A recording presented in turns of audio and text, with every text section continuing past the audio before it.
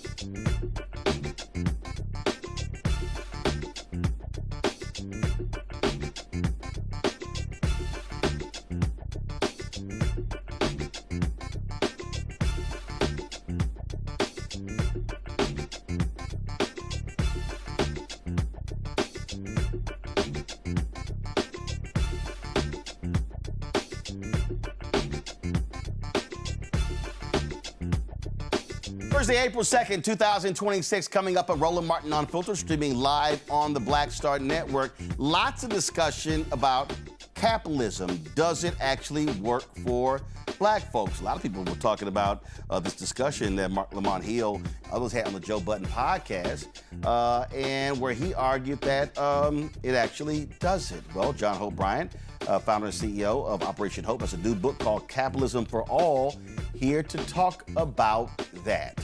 Pam Bondi, you're fired. The twice-impeached, criminally convicted felon-in-chief, Donald Trump, fired the now former Attorney General today.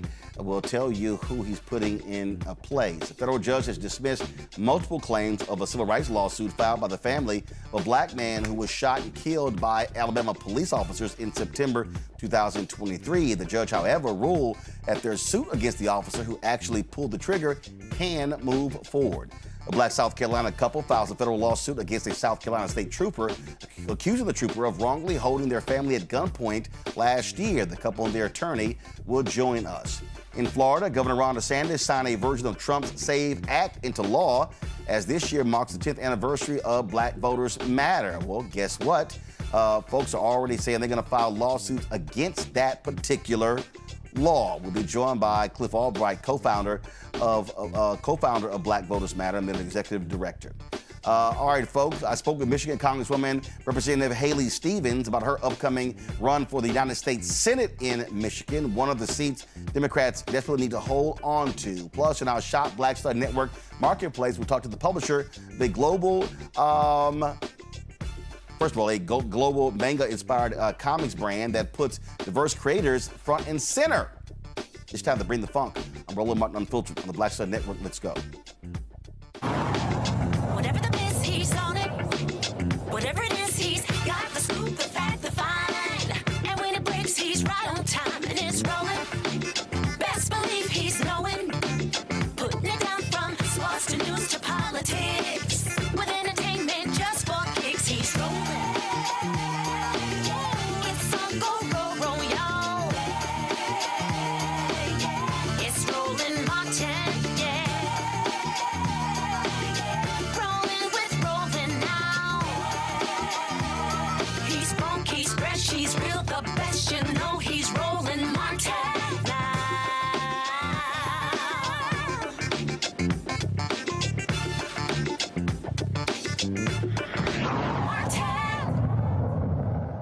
We're facing perilous economic times right now. Obviously, gas prices, $4 a gallon. People are talking about the issue of affordability. An increasing number of people are talking about the widening wealth gap in this country between the haves and the have-nots. The question is, does capitalism actually work for non-rich people?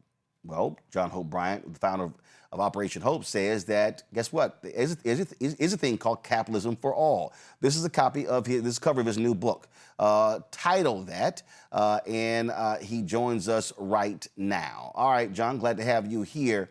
It's interesting because just the other day, there was this conversation that was taking place on Joe Budden's podcast, and they were having this discussion regarding Jay-Z and capitalism, and Mark Lamont Hill was talking about that. He made the point that he doesn't believe that that there should be billionaires. Other people have said that when you have billionaires in this country, that means that other people have suffered in order for them to get to that point. We see this wealth gap in this country. An increasing amount of this nation's wealth is in the hands of not even the top 1%, but the top, 0.01%.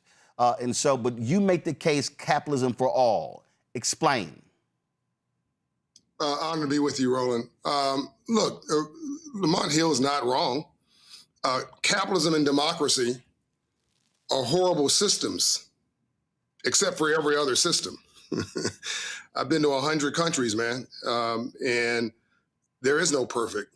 It's screwed up all around the world, or there is screw up all around the world. But I couldn't have gone from Compton, California and South Central Los Angeles, and Mark Lamont Hill couldn't have gone from wherever he came from, and Button also to be one of the top podcasts in the world with a multi-million-dollar valuation, and he's getting a salary from that, by the way, which is capitalism. And everybody watching them are able to watch it because they can afford to pay their phone bill, which is capitalism, and they're in their car listening to it, which is capitalism, and They're at home, with the utilities of work on, which is capitalism, and you're going to the nail salon, and that's capitalism. They're not doing your nails for free. And you're going to the gas station, which is these high gas prices, and that's owned by a local small business owner in your neighborhood in many cases, and that's capitalism. And, the liquor store, and the drug dealer, that's capitalism. That's bad capitalism. But it's from the bottom to the top, wherever, if your day's not about God or love, your day's about money. So I think we need to stop the wrong discussion and start the right one. Let's stop wasting our time arguing about stupid stuff. Even if you just work for somebody, you're using your human capital and trading that for a paycheck. And that is, because you're not doing it for free. And I was able to come from Compton, California to South Central LA and to wherever I am today with a crane behind me that I'm a part owner in. I'm at the Hotel Phoenix here in Atlanta, Centennial Yards, a new $5 billion downtown for Atlanta, CIM group, that a bunch of Black investors helped us stand up along with the Ressler family and CIM group. And 30% of the workers here in the contracts are people who look like us by mandate. Well, that's Black capitalism. Atlanta, my wife calls Wakanda. That's $580 billion a year. That's Black capitalism. So the system is screwed up, and we're out of balance. Bad capitalism is where I benefit, and you pay a price for it. Slavery, human trafficking, drugs, murder and mayhem. There's all kind of subprime mortgages in 2008 by Wall Street. And there's good capitalism, where I benefit and you benefit more. I think your show is good capitalism. Can't do this show without revenue. Can't do the Breakfast Club without revenue. We'll be on there tomorrow. You can't get a job. People listening to this can't get a job or have a business where people are coming in as customers in our neighborhoods without capitalism and free enterprise. People say, Roland, I hate rich people. No, you don't. You hate rich people until you become rich. What you hate is a gamed system. What you hate is a system that no matter how hard I work, that you work, you can't seem to get ahead. You got 2 jobs and 3 contracts and 2 side gigs, and you look at some half-wit on TV on Wall Street that's lazy, shiftless, and uneducated or untalented, and they're a millionaire, a billionaire, and you go, okay, this system is wrong. Okay, we can get with that. Let's ungame the system. Rockefeller wasn't perfect by any stretch of the imagination, but without him, you wouldn't have libraries. You wouldn't have Spelman College here because I believe his wife is named after his wife or his sister. They put the money up for that. I mean, we can go on and on and on. Even if you want to distribute money like a socialist, you have to first collect it like a capitalist. My problem is we're not involved in the system at all. And if you don't mind me saying this, the first time I'm saying it on broadcast, anything, I'd like to make a provocative statement on your broadcast, if that's okay, Roland, about the state of us. Is that okay? Yeah, go ahead. We're in trouble in a way that we don't understand. We think we've made it. First Reconstruction, slavery. Second Reconstruction, freedom. Second Reconstruction, access, civil rights movement. Ambassador Young is downstairs. By the way, we're going to go to the New Edition concert, which is capitalism. All right, you can't buy those tickets without money and a job, and they can't make any money, the New Edition, without getting revenue. But anyway, Second Reconstruction, civil rights movement. We've been riding off the fumes of the civil rights movement for 70 years. And with that, fairness amongst the government. So civil rights bill, affirmative action, DEI, set aside contracts, but right to vote, Voting Rights Act, Fair Housing Act. We never thought that there'd be a federal government that was antagonistic of us, at the very best neutral to us. But now we find they may be actually even an affront to us. And now all of those protections at the judicial, executive, and legislative branch seem to be falling away in real time. All of the things we thought were norms falling away. We find that we didn't make it. It was made for us by the icons of the civil rights movement, for which you are a historical expert on. We have never tried, and then on top of that, you have brutal capitalism now coming in with brute force and AI, changing all the game, on top of that, all at the same time. On the 250th anniversary of America and the 100th anniversary of Black History Month, thank you, Carter G. Woodson, can't make this up. As Ambassador Young would say, coincidence is God's way of remaining anonymous. I think the whole country's having a colonic right now. One huge digestive, who are we going to be when we wake up moment. And we're sitting in a moment in history in the third Reconstruction. So this is not a book. This is a business plan. And I wrote a business plan for Black America. They can go online and download it right now. It don't involve the government, and that gets us from zero net worth by 2053, the projection, to 3.5 trillion by 2053 without ever talking to the government. Now, I'm gonna stop talking and let you. But how? But how? Because here's what interesting. When Trump went over to Saudi Arabia, when he went, and 32 CEOs went with him. When I look at, listen, the White House is 2 blocks from where we sit right now.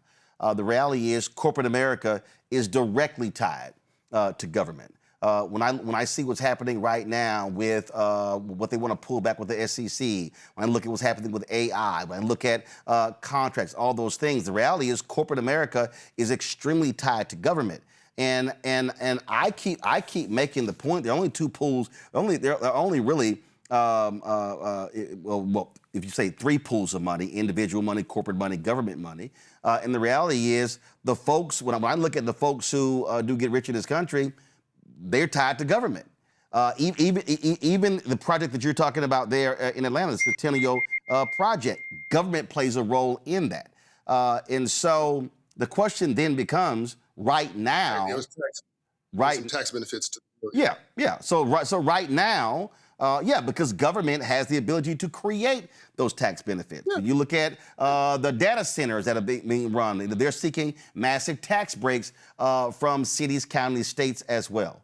And so a person who's watching, a person who is not a lobbyist, a person who's not tied into that, the question really becomes, okay, how does capitalism work for them?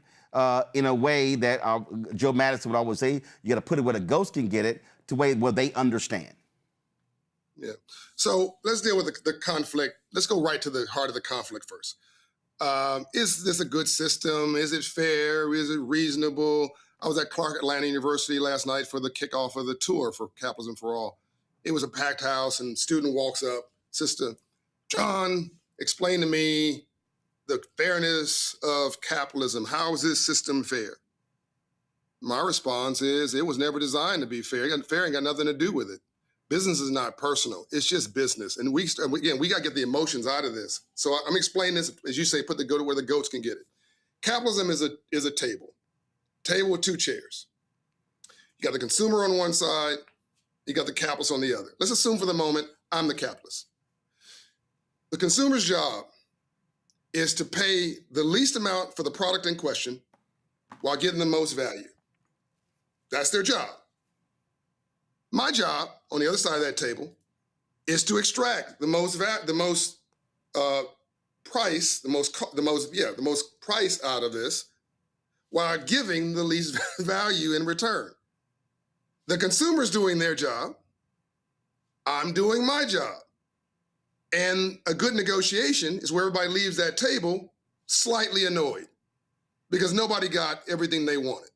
And in a third world country, you haggle on the street corner. People in Africa, and 54 countries in Africa, are doing capitalism while we're talking about it right now.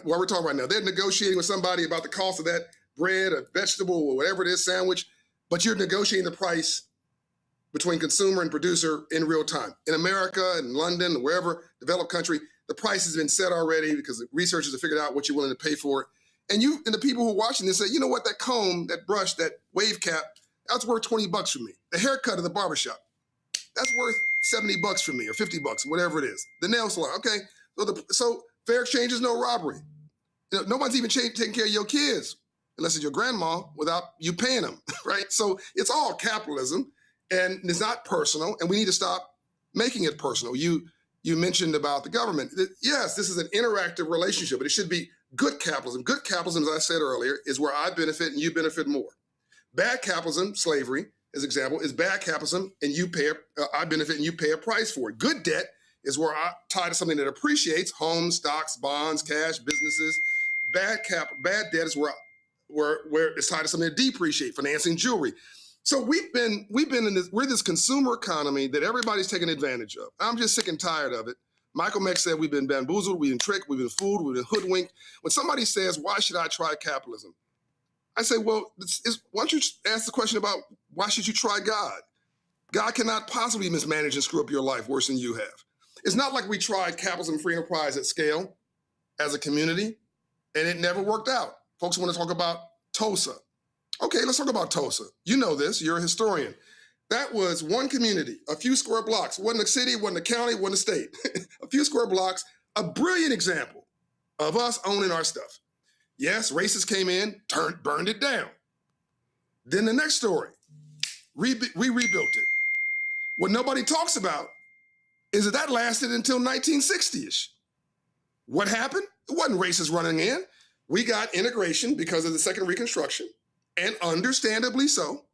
We wanted to figure out what the white man's water tasted like. We wanted to go to the white man's dentist. We wanted to go to the white man's car dealership. We wanted all the stuff we were denied. We wanted to go check it out. Well, that removed the enclosed economy that's protecting and building up Tulsa, and it literally just slowly died. So ultimately, it wasn't the riots that killed it. It was market dynamics that we didn't understand because we were not sophisticated in this space. And I want to ungame this system. Yeah, but if you go ahead. So you're making the argument in the book about economic inclusion, yet we are operating right now where market forces don't even want to hear the word inclusion, where it is a dirty, nasty word. So okay, and you have corporations at literally we have an administration. Federal administration, and then now it's filtered down to where Republicans control states, same thing. You got Texas, got rid of its HUB program, that 15,000 businesses, many of them African-American. That was a program that was put in place by Republican Governor George W. Bush. So explain how in this current climate, you're arguing to embrace economic inclusion where the market, where people are saying, I don't even want to hear the word inclusion. Yeah, so I'm actually not talking about economic inclusion. I'm not talking about DEI. I'm not talking about diversity. I'm not talking about affirmative action. In fact, DEI is dead on arrival. I mean, first of all, we were fifth on the list when we started arguing about it, right? So why are you arguing about something you fifth on the list? So define. So when you say economic inclusion, define that. I'm not talking about economic inclusion. I'm talking about inclusive economics. So I've come up with a phrase, an approach that we have tested is politically neutral. It's hard to hit. And again, this book is not about morals. It's 200 pages of math.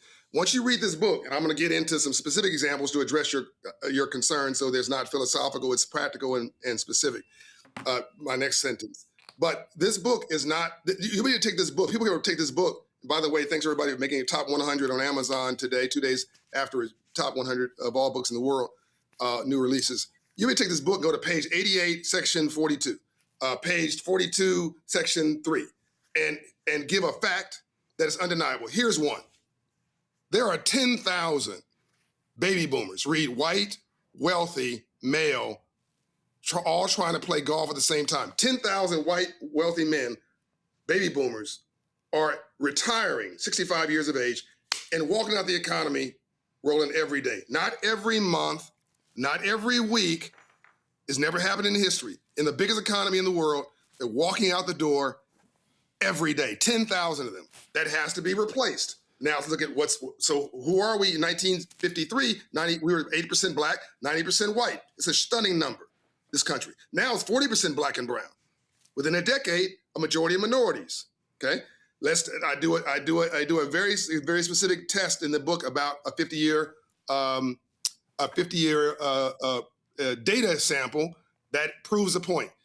Black folks, because of black folks, we had affirmative action, President Kennedy, President Johnson, honorary President Dr. King, and some thought that's too much push, too much progress. Here comes Nixon in response to that. We could argue, by the way, Abraham Lincoln ushered in President Johnson, Lincoln and Frederick Douglass, too much progress. Here comes this Southern segregationist, first Reconstruction, President Johnson. You could argue that happened with President Obama, has ushered in this other situation today. Let's go back to the facts of the matter. So you have women who get put in, white women, into benefit from affirmative action under Nixon, who, by the way, introduced affirmative action, a Republican president, all right? Created the National Minority Business Development Agency, a Republican president. Yeah, well, actually, affirmative action was introduced by LBJ. It was put into policy by Nixon and Arthur Fletcher. Go ahead. Yeah, keep it real, Roland. Give me straight on the facts. So white women get the benefit that black folks teed up. Okay, I have no problem with that. I'm glad somebody benefited.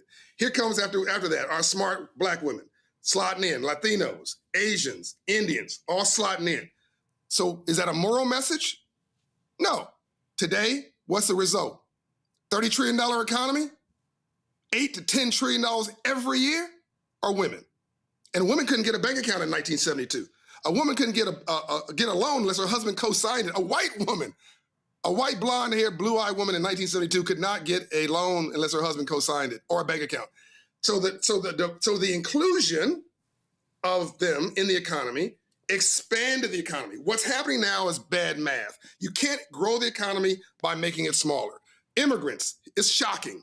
What's the immigrant contribution to American economy? You listen to the pundits, it's zero, it's negative. It's actually 18%. I'll slow that down and say it again. Almost 20% of $30 trillion a year are immigrants. What percentage of bank accounts are being opened in the biggest banks in the world in America today of new to America, new immigrants from elsewhere, Africa, Nigeria, Latin America, Brazil, Asia, wherever. What's the percentage? Almost everything, well above 65%, because 95% of white folks got an account already. So my point is we're arguing about the wrong thing. In fact, we're arguing. I like math. It doesn't have an opinion. God still sits on the throne. Badness is just failed, is defined by light. And badness is failed goodness, and darkness is defined by light. I believe on the 250th anniversary of America, God has sent a message to the biggest economy on the planet. You can't grow. You can't survive another 20 years without speaking Mandarin, Chinese, unless you embrace the least of these God's children, unless the bottom is able to come to the middle and push some of us to the top. My rich friends, my poor friends do better if only say rich. I'm just making a math case, Roland. I'm not making a moral case. The math is undeniable, and it's all through this book. You cannot succeed. There's not enough successful, college-educated white men, this is not a racial comment, to drive GDP, gross domestic product, for the next 20 years. They need us. I want every white man to be successful. Anybody who wants to take this clip and push it somewhere, I want everybody to be successful. It's just not enough of them. They need us. Even a racist is successful when we succeed, because all boats rise. It's okay if you don't like me. I like me. You keep your drama over there. Let's talk about the only color that's non-racial, that's non-biased, which is green, economic green. You come and increase your credit score at Operation Hope. I guarantee you'll get a credit line. You have a job and a 700 credit score. I'll give you $1,000 if you can't get a $25,000 line of credit or credit card. I'll give you my own $1,000. And I know, because we've done $4.5 billion of access to capital at Operation Hope for our people who look just like you and me. So I'm not selling wolf tickets. Question. Next answer is small. I've got three panelists here. They're ready to ask a question. I'm going to start with Reese Colbert, host of the Reese Colbert Show, Sirius XM Radio out of D.C. And Reese, in your day job, you deal with money, right? I do.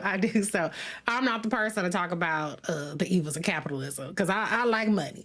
But my question is, so you said that in your book, you lay out how to increase the net worth without government intervention. So can you give one example of that's practical for like the everyday person, the person who wants to be the next Jay-Z or whatever kind of billionaire, millionaire? What's one thing that they can be doing right now?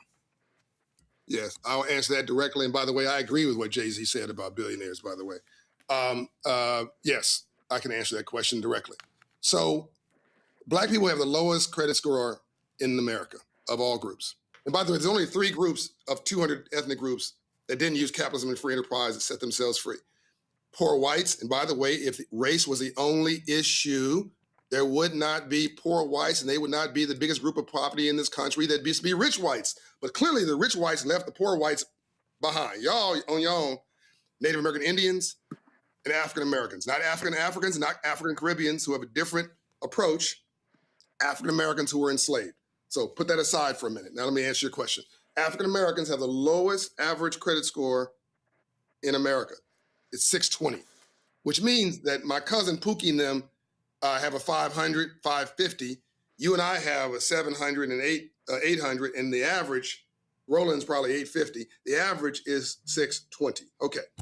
No. Actually, I'm not 850 because I pay for stuff in cash, and the credit system don't like that.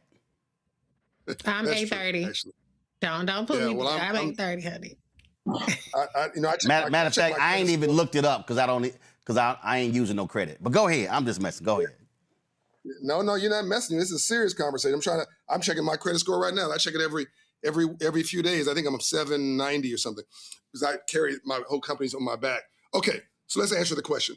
So you can't get a decent car loan at 620. In fact, if it is 580, you're not getting a Mercedes. You're getting the Mercedes payments. And as soon as it breaks down, the secondary car dealership that you bought it from, who makes their money not on selling the car, but maintenance, financial literacy, and the finance department, I'm 792, it just showed.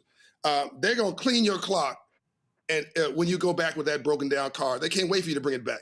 So you can't get a decent car loan. You can't get a home loan at 620, not a good mortgage. You don't want an adjustable rate mortgage. You want a fixed rate mortgage at prime rates. That requires 680, really 700, right? You can't get a small business loan. We like the bank's racist. No, if your credit score is 580, I'm not giving you a small business loan. You're a bad credit risk. So at 700 a month plus the securitication of your house probably, now you can access a small business loan. So we're literally locked out of credit. Now so if you raise your credit score 100 points, to answer her question succinctly, if we raise our credit score 100 points, as my business plan for Black America says, you can download the plan right now. It's full open source information. If you raise our credit scores less than 100 points, from 620 to 700 over the next 10 years, Black America picks up $750 billion in net worth. Now you take that 700 credit score and you walk to the bank, who, by the way, used to be racist 100 years ago when the Joe family owned it in Alabama. But now that bank is publicly traded and you and I own stock in it in our 401k plan. So you go to the bank, they have to make a loan to make a profit. You say, I'm 700, I got my income, blah, blah, blah, blah. I want to buy a house. Now, you get the house. The number one way you build wealth in America is home ownership. I'm so tired of people arguing about this stupid point.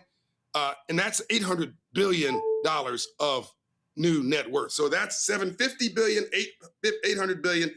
That's 1.5, give or take, trillion. We haven't even talked to the government other than paying the government property taxes, which then allows the government, by the way, Roland, to do the tax abatement for the Centennial Yards project and Hudson Yards in Manhattan and all these other things we see going up. Okay, now here's the most powerful one. There's between 88 trillion and $100 trillion of wealth that's going to transfer from baby boomers in the next 10 years on average. I detailed this again in the book. 15% of that are businesses. The kids and the wives and the husbands wants the stocks, the bonds, the cash, the real estate, the jets, the vacation homes. They don't want the businesses. Too much work. There's nothing wrong with the businesses. Why are we doing a GoFundMe campaign on a $20,000 pizzeria in my neighborhood where it's going to go broke probably and your family going to be irritated with you for losing their money? Go in your local neighborhood, wherever you are, Columbus, Georgia, Memphis, Tennessee, wherever you are, find the dentist that owns 3 dental offices, the nail salon that owns 2 locations, the barbershop that has 3 locations. See if the owner is 65, 64, 63, make friends with them. Go meet a white person, go meet a Latino, an Asian, I don't care who they are, black person who owns a business. Befriend them because they have nobody to give that business to. And in 6 months say, you know what? I think I can buy this business from you. I'd like to own this business. I'm passionate about it. I can go get half of this finance from the bank on the cash flow of this $7 million of this $1 million business. It's already got property. It's already got cash flow and customers. Already has a name. And if you mind taking 40% of the paper back in seller financing, by the way, if I screw up in the next 3 years, you get the business back. Fair exchange is no robbery. If I screw up, you get it back. and I'll raise $10%, $100,000 of the $900,000 of the $1 million purchase price. $900,000 is financed. I'll raise $100,000 in an LLC through a limited liability corporation through a private placement with my friends, a friends round, and we're gonna close this deal. I'm gonna own $1 million business like that. So let me $1 million right there. You ain't got the AI. And none of that's the government. So when we're talking about, and then the next question is going to go to Nola and then to Greg. So when we're talking about this idea of economic inclusion, inclusive economics, and first and foremost, the individual. That's my credit score, by the way. The individual has to confront the reality of their personal finances. So the point is, if we have credit scores that are so low, we're paying much higher. Right. Pardon me. So if we have low credit scores, we're paying much higher interest rates on cars. People, they are literally renting washing machines, dryers, furniture, things along those lines. And so what they're simply doing is just giving their money away. And so if we raise that credit score, if people go in Operation Hope, helping them to reset, in essence, their finances. Now what it does is it puts you in position now to, first of all, if you get a car, you can get it at a lower interest rate, cheaper note. You can get yourself a house. Now you're building economic equity. So if you decide to now own a home, you now have collateral to be able to work with. And so if we're talking about being a part of this economy, then we have to completely redefine ourselves as individuals and as families, and not just talk about a system if we don't change what is happening individually that puts us in a position to be able to participate in this economy. Yes, and let me go one step further. I'm gonna make this personal. I grew up in the hood. My credit score was toe up from the flow up. I had a 400. I was homeless at La Tijera and Airport in Los Angeles for 6 to 8 to 12 months of my life. My credit was so bad it was credit. It wasn't even bad. It was credit. It was credit. My credit was bad, and I could have filed bankruptcy. I didn't. I wanted to honor my debts. But my house, they were looking for my car, and the Montero Jeep, the leasing company was hunting for that car, and I could have given up. But I had a secure credit card with a $300 limit. Now banks are offering me 7-figure unsecured lines of credit. I'm black. I'm still the same person. They offer me 7-figure unsecured lines of credit. I'm like, no, I'm good. I got enough. I'm good. And the lines of credit I do have, I don't use. I try to keep them low. So but hold on, John. Before I go to the lines of credit, though. But the point is, you were in a perilous economic condition. You had to change your personal economic condition. Yes, that's a part of it in terms of the mind. And then once you did that then put you on the proper pathway to be able to begin to build, grow, and get to where you are. But you can't, for the person who's watching and listening, who says, man, I would love to be where John is, they have to also confront where John was and where John was and what he had to do to fix that situation that put him on the road for economic recovery, economic sustainability, economic growth, and then riches and wealth. So there's a process here. So for the person, again, watching, listening, you can't watch an interview of a Jay-Z or hear what John Hope Bryant has done or Robert Smith has done, or even help with what we've done here without asking, okay, what did you have to do and what did you go through that put you in the position to where you are now? Because I can say the exact same thing. I filed bankruptcy. I filed personal bankruptcy. I can then largely because of healthcare costs, because of getting an appendix in 2000. So again, as a part of this, when you talk about capitalism for all, in terms of what you're laying out, is there are steps that we have to confront and deal with, and the steps you can't skip, that you actually have to go through. Nola Haynes, go ahead. While we're sitting here rolling, I can't make this up. While we're sitting here, Wells Fargo sends me an alert notice, offering me some additional credit, and they send me my credit score. But again, Wells Fargo is doing that because of what you've built, and they also say how we can build and grow as a business by also helping you. Dr. Nola Haynes, Georgetown University School of Foreign Service out of D.C. What's your question for John Hope Bryant? Thank you so much, Mr. Bryant. And this was as a political scientist, I listened to your argument very, very carefully. And my understanding of the definition of capitalism has to do with private ownership and controlling the means of production, not necessarily just having a business, but we're talking about controlling the means of production. How do you explain that part to Black people? To control the means of production is very different from opening a business, maybe a restaurant or something like that.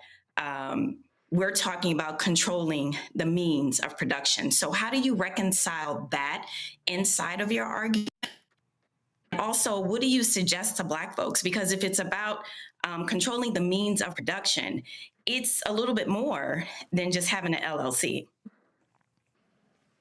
You basically made the whole case for my book. I'm not talking about increasing income, by the way. This whole conversation about making money, getting that dollar, getting that bag, getting that cash, getting that money, it's a waste of time. All money is a transfer of value. That's all it is. A check. I can write a check on the back of your jacket and put your routing number and your account number and take it to the bank. And the bank has to go huddle in the corner, the manager, to figure out whether they have to cash your jacket or be sued. So we're having the wrong conversation about money. You make money during the day, you build wealth in your sleep. Ownership. The book is about wealth creation, ownership. So what Roland was saying is, first thing you've got to own is your mindset. There's a lot of NBA players, NFL players, 70% of them go bankrupt 5 years after retirement. 70% of lottery winners bankrupt 5 years after retirement. We've got to stop obsessing about the money. It's the mindset, and it's it's ownership. So let's start with owning a home. Well, first of all, start with owning yourself, owning your good credit. Because you never had a billionaire, millionaire, city, state, county, government, anywhere in the world didn't do it on the back of good debt. That is a literal fact. This is about the definition of capitalism. This is about the definition of capitalism. This isn't about ownership and changing your mindset. I'm dealing with the definition. How do you reconcile the means to production? That's a big thing. I mean, Black people, as far as I know, don't own factories, just like talking about it. I own the hotel I'm sitting in right now. Wonderful for you. That's great. But this is the point. This is the point. Look, let me make this simple. You're right. No, don't do that. You don't have to make it simple for me, dude. No. Hold up, one second. Hold up, 1 second. We do have to make it simple. Let me just go ahead. Okay, let me just say this right now, John, before you make that point. And this is, we do have to make it simple. And the reason we have to make this simple, because y'all, I'm listening to this conversation. I'm asking the questions. I'm also reading the chat room as we talk. And I'm telling you right now, we're losing a lot of people. We have to make this thing, we got to break this thing down in much more simple terms for folk to understand. Otherwise, it's going to be like, okay, I heard a lot of stuff, I still don't get it. And so that's why. Not what I was responding to, though, Roland. I felt like that comment No. not necessarily explaining how to break down capitalism. No. I know that needs to be broken down. No. I know what you were saying. I simply took what you said and I wanted to expand it, because what I'm saying is, I'm literally, as we are talking, I am looking at more than 3,000 people who are going, I ain't really following this. And so what I am saying is, we do have to simplify this for most people, because they're not having these discussions on a regular basis. John, go ahead. Let me just give everybody a check that's on this broadcast. Let's see if we can make this relatable. Because I'm more of about a PhD than a PhD anyway. I graduated high school with a good enough diploma, a GED. So I didn't even get an advanced degree. So let me just make this real simple. Anybody listening to this who makes $60,000 or less, you call my office tomorrow, I'm gonna get you a check. If I don't give you a check, I'm gonna give you a $500. I'll give you a $500 check. If you work, and let's assume you make $38,000, you got 3 children, you qualify for the Earned Income Tax Credit. if you never heard the EITC, this is financial literacy and capitalism and ownership. If you never heard of EITC, congratulations, it's retroactive for 3 years. So now versus a $7,500 check that the government gives you back in a refund, you get 3 times that. You get almost $20,000. You take that $20,000, you make $38,000. You either pay off that car note or put a down payment on a house or pay off your credit cards, which relieves the stress, or you start a business, but you buy some stock, but you reset your life. And that's the power of financial literacy and the power of capitalism. That's financial literacy, the government, as you just said, Roland, working your mindset and taking that money and doing something useful with it. Now, I just gave you some money, and it's basically the more money, the less money you make and the more children you have, if you're working, the bigger the EITC refund check. 1 out of 4 Americans, read Black mostly, who earn EITC benefits never ask for it. So that's $20 billion a year. Poof, while we're sitting there arguing, somebody should be getting a check. We need to be doing rallies about earned income tax credit. That's Black folks and their money. I'm just tired of having debates. I'm on this broadcast because I respect you, Roland, but I'm tired of having discussions about philosophy. People are broke. And if we don't do something different in Black America, and I really respect the lady, the academic actually, who just talked about it, and she's necessary in the discussion. But I don't argue about history. I don't argue about reparations. I'm not arguing. I'm telling you what I've done. I'm telling you that this works, and I'm telling you, until we try this at scale and we fail, I don't want to hear anything. Because our net worth by 2053 is scheduled to be zero. Zero. Question from Dr. Greg Carr, Department of African American Studies, Howard University out of D.C. Thank you, Roland, and thank you, Brother Bryant. I think we agree on just about everything. Capitalism is for all. What we might disagree is good capitalism and bad capitalism. Those Africans that trafficked us, for example, didn't realize that they were the foundation for the capitalist system we live in now. That's why we're speaking English. My question to you would be about state capitalism, what might be called socialism in some countries, what might be called state capitalism here, and the role it plays. Roland asked a question very early that I would kind of echo, but before I do want to say something as you sit in Atlanta. And again, we're not going to get into that. You say you didn't really talk about the history, but I will mention Dr. King in this regard. They were in Newark near the end of Dr. King's life, and they had just come from a meeting with Amiri Baraka. And Andrew Young said to Dr. King, when Dr. King said, I understand the poor, I understand those who don't have money, and I feel their pain. And Andrew Young said, well, I don't know, Martin. It's not the entire system. It's only part of it, and I think we can fix that. At which point Martin Luther King said, according to Harry Belafonte, I don't need to hear from you, Andy. I've heard enough from you. You're a capitalist, and I'm not. So we're not going to see eye to eye on this and a lot of other stuff. Now, that having been said, I think I take the Hosea Williams position. Wakanda is beautiful if everybody got a house to live in, but that's a different story.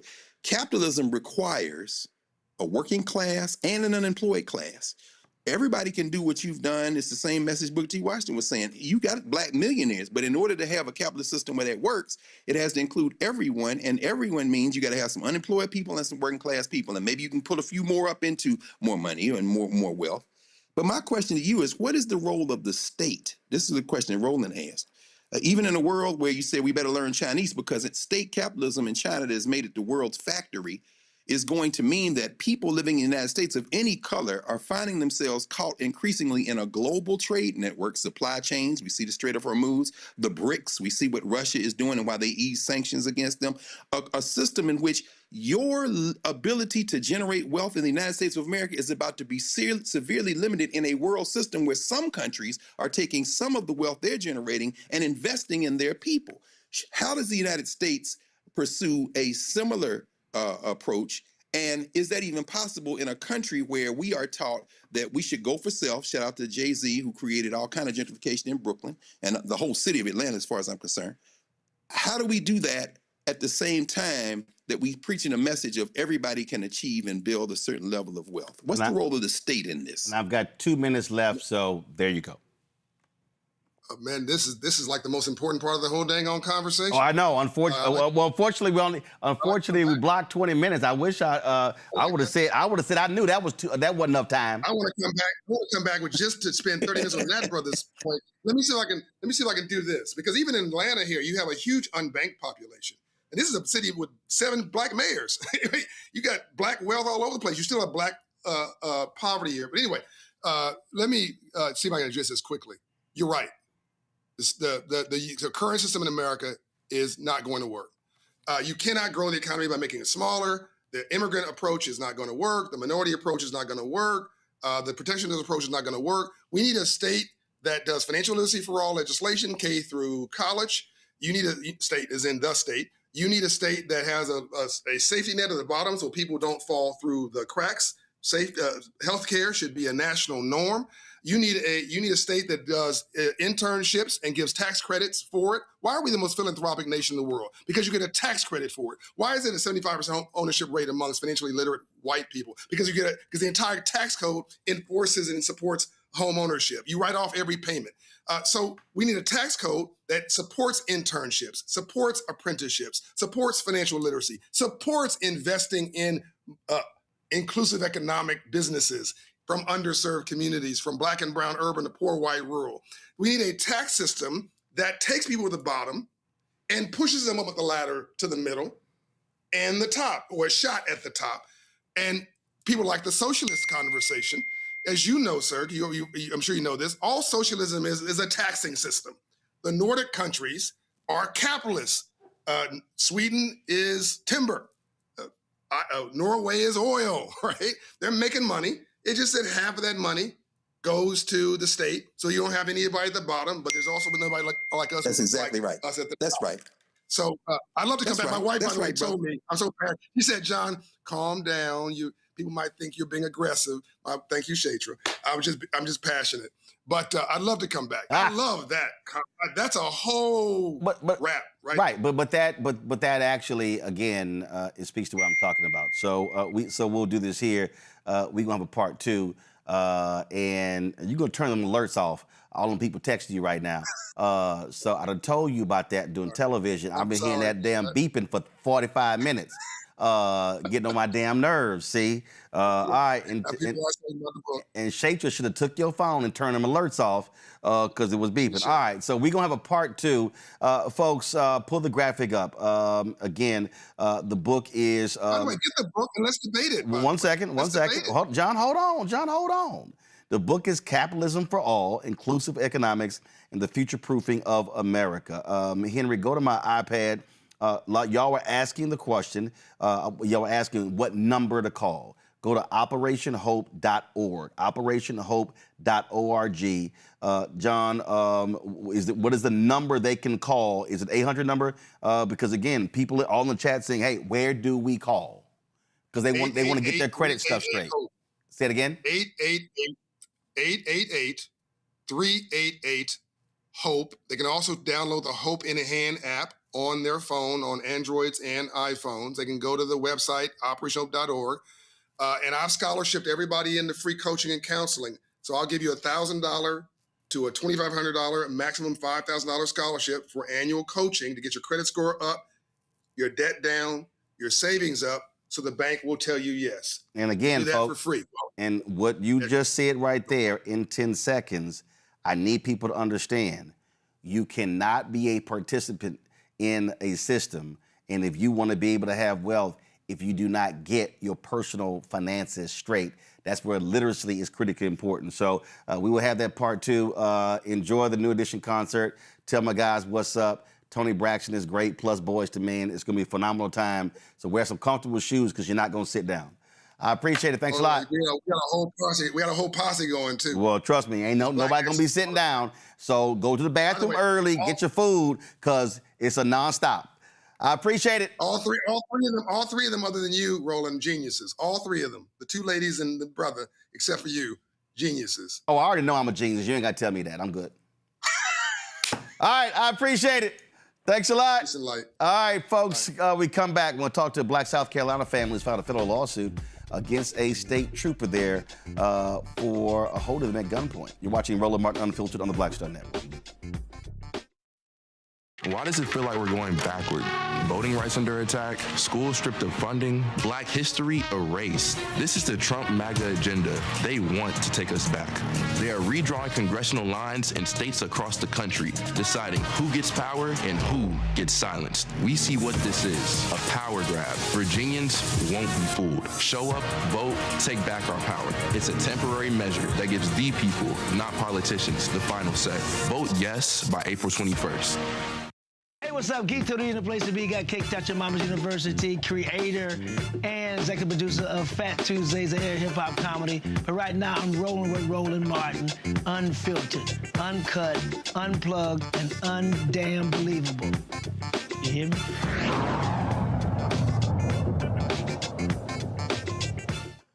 Folks, a Black South Carolina couple has filed a federal lawsuit claiming a South Carolina state trooper wrongfully held their family at gunpoint last year. In Cartrez Bush and Jasmine Scott's complaint filed Tuesday, the South Carolina Department of Public Safety and Trooper Kyle J. Lyman are accused of gross negligence, negligent supervision, false imprisonment, violation of due process, unreasonable seizure, and excessive force in connection with the May 4th incident. According to the lawsuit, Lyman conducted the stop based solely on a third-party 911 complaint alleging that Rush was transporting stolen dirt bikes and a four-wheeler inside a U-Haul trailer attached to the truck. Their teenage daughter, Caitlin Rush, who was 14 at the time, recorded some of what took place. Take a look. Record. I am.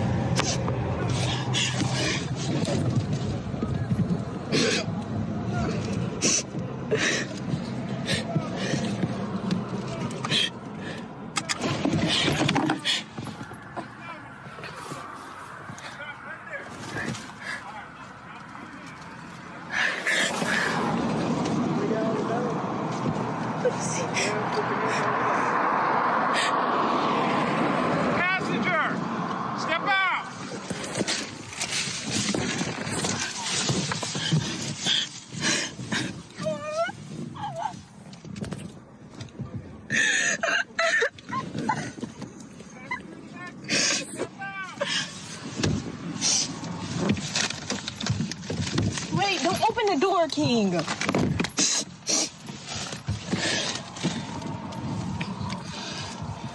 did it. How am I dead?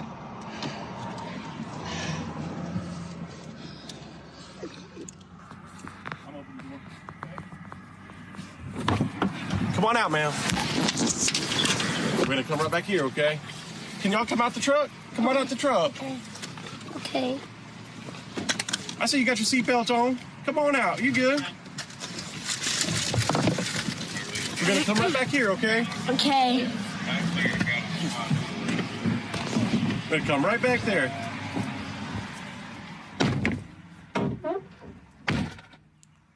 Attorney Tyler Bailey represents the family. He joined us now along with Cartrez Rush, as well as Jasmine Scott, and we have a fourth guest as well, and also joined by Caitlin Rush. Okay, so first and foremost, y'all were traveling, and then all of a sudden you get pulled over. Was any reason given? Roland, let me start off first. Thank you for having us on. And I'm going to let Mr. Rush talk as well. But I'll tell you right now, there was never any justifiable reason for the Rush family being stopped that day. They were driving, minding their own business, and this officer got a dispatch call. It was bogus from the start. He didn't not know the information he was even talking about, but I'll let Mr. Rush talk about that. There was never a justifiable reason for them being stopped, and there certainly was never a justifiable reason for guns being pulled and them being treated like criminals, violent criminals for no reason. Cartrez, go ahead. Hey, Mr. Roland, thank you for having us. But basically, we were traveling from our hometown. My wife's an event planner, and we were traveling back to our hometown, and I noticed the police car behind me in the blue light. So I pulled over, put my truck in park, and as I was reaching for my license and registration, thinking that one of the officers were going to approach the vehicle, I heard some yelling in the background. And when I looked up in the mirror, my daughter said, "Dad, they're pointing guns at us." So they started yelling, they're pointing guns at us, and at this point, they're telling us to put our hands out the window. So my wife advises my daughter to go ahead and start recording, because at this point, we have no explanation, completely clueless on why we got guns drawn on us. So later, me and my wife get out the car and had to leave the kids in the back seat crying, whimpering, and we back up toward the sound of the police officer's voice, and they immediately put us on the ground, put us in handcuffs. Still, no explanation, no identification, don't even know who we are. So at this point, we just completely clueless and afraid, and we still got our kids in the truck crying, scared. How many kids were in the vehicle? 3. 3 kids. So total, it was 5 of you total. 5 total, yes, sir. Okay, so Attorney Tyler Bailey. All right, so the cops said they got a call from dispatch. Yeah, so what happens? Who the hell called? Because first of all, y'all were driving, what kind of vehicle were you driving? It's a black dually truck, and they're towing a U-Haul because Miss Scott, I got it. But I'm just trying to visually set the scene for the audience. So you're driving on a highway in a truck with a U-Haul. Okay, the U-Haul I would assume is closed. Yeah. So nobody knows what's in the U-Haul. Nobody. So all of a sudden, the officer said he gets a call from who? He gets a call from some random person who's on the phone with dispatch. They patch him through. His first story is, I'm following a dually truck who stole some dirt bikes and a 4-wheeler from me, and he's trying to tell the police where they are. Next, he says, somebody told me that they saw them steal the dirt bike and the 4-wheelers. It seems to be a quintessential case of swatting. This could have been somebody that they passed on the road and just decided to call a bogus tip on them. No, but I want to unpack that. Okay, so again, so somebody calls and says, "Yo, I saw something stolen." There's no corroboration. There's nothing else there, and so the trooper just automatically stops the vehicle by just taking this person's word for it? That's exactly what happened. And on top of that, he stops the vehicle, but pulls his firearm out immediately. And so, like Mr. Rush said, when he sees the blue lights behind him, he's thinking maybe the officer's trying to get around him because he wasn't doing nothing wrong. And he finally pulls over, guns are immediately drawn, and they're asked to hold their hands outside the window until backup comes, which is about a 6-minute period where Jasmine's hands are out the window, so is Cartrez's hands. And out of instinct, from seeing so many of these situations across the country, Cartrez tells his daughter to record. Okay, the person who called, have y'all obtained the recording of that call? We have the recording of the call. Did the dispatch, because I've driven on roads and somebody's driving crazy, zooming in out of traffic, or I have seen an accident and I'll call in and they'll say, "Sir, what's your name and your number?" Did they get any information on the person who called? They got some information on the person who called, but as of right now, we don't know if that was even factual information. It could have been a fabricated name and number, and they never provided any of that information in the reports about the caller. Now when you call 911, your number shows up. So they actually, if I'm correct, they should have the phone number of whoever called. They should have the phone number. We tend to hold everybody accountable, the officers, the departments, and this person who put this family at risk of losing their lives and has them walking around now with this scar emotionally, psychologically, that's not going to leave them. So we're going to look for everybody. Right. So when y'all got pulled over, was it one state trooper in the vehicle or 2? You have one state trooper in the vehicle. He calls backup. He calls SLED, which is South Carolina Law Enforcement Division. You have 2 county departments that come, and then some more troopers come later. So all in all, there's multiple guns that end up being drawn on the family. So what are we talking about? 5, 6, 8? About 5 officers. So we got about 5 officers drawing guns, all based on a phone call alleging something was stolen, and we have no basis of fact to establish that. That's right. No basis.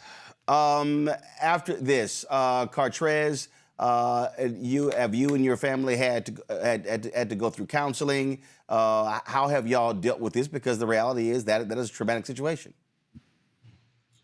Absolutely. I mean, the day after, basically, I had to take my daughter out of school because she couldn't even complete the entire school day because she had to go to the guidance counselor. And I started counseling, and, we were going to counseling periodically, like twice a week. I mean, it has affected us to the point that when I get in my truck now, my kids are so traumatized. They constantly analyze everything I do. Dad, slow down when I'm doing the speed limit.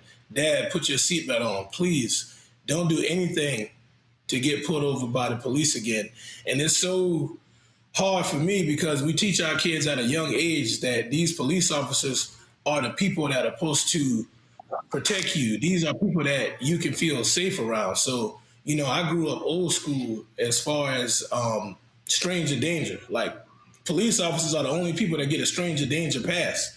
And this one incident that they come encounter with the police, you got their parents at gunpoint. Now, how do I explain to my little boys that we was teaching you 4, 5, 6 years in a row? These are the people that you feel safe around, but now these are the people that got you in a life-threatening situation. So, I mean, it's hard, man. It's real hard. Absolutely, it is. Well, we certainly appreciate y'all coming on. Keep us abreast of what happens next. In this case, certainly traumatic, and folks should be held accountable for what y'all had to go through. Roland, you mind if I say one last thing? Yeah. Caitlin, she's a formidable young woman. Miss Scott Jabs, she's currently pregnant right now. His 2 boys who saw this as well. Just I encourage viewers to keep them in your thoughts and prayers because this is something that's going to stick with them for a long time. And we're demanding full accountability here. And we hope that everybody who had a role, keeps this family in mind when they decide to make decisions moving forward. Do you have a last point? Were all of those officers wearing body cams? Yes, they were. We're going to get all body camera footage, and there'll be more dash camera footage as well. Got it. All right. I certainly appreciate it. Y'all be well. Thanks a lot. Thank you. Thank you. All right, folks, a lot to break down next. We got Black Voters Matter celebrating 10 years. And, of course, we're dealing with this nonsense SAFE Act in Florida. We also going to talk about Pam Bondi being fired by Donald Trump. Paula White making a complete ass out of herself yesterday, literally comparing Donald Trump to Jesus. Yeah, that actually happened. It's a lot we will deal with in the second hour of Roland Martin Unfiltered. Folks, support the work that we do. Join our Bring the Funk fan club. Your dollars really make it possible for us to do the work that we do. I say this repeatedly, and it's no joke, okay? We don't have these billionaires like Republicans are funding right-wing media, all right? All right? This is the only Black-owned news show that's in YouTube's top 100 podcasts every week. We're the only one, okay? We ain't getting checks for $2, $3, $4, $5 million funding this whole deal. So what we've been able to do with this show and 5 other shows is actually build something that nobody else has built. But it takes resources.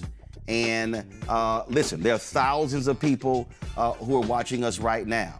And I'm telling you right now, what it takes. I know what it costs every single month. It's $195,000. It's rent.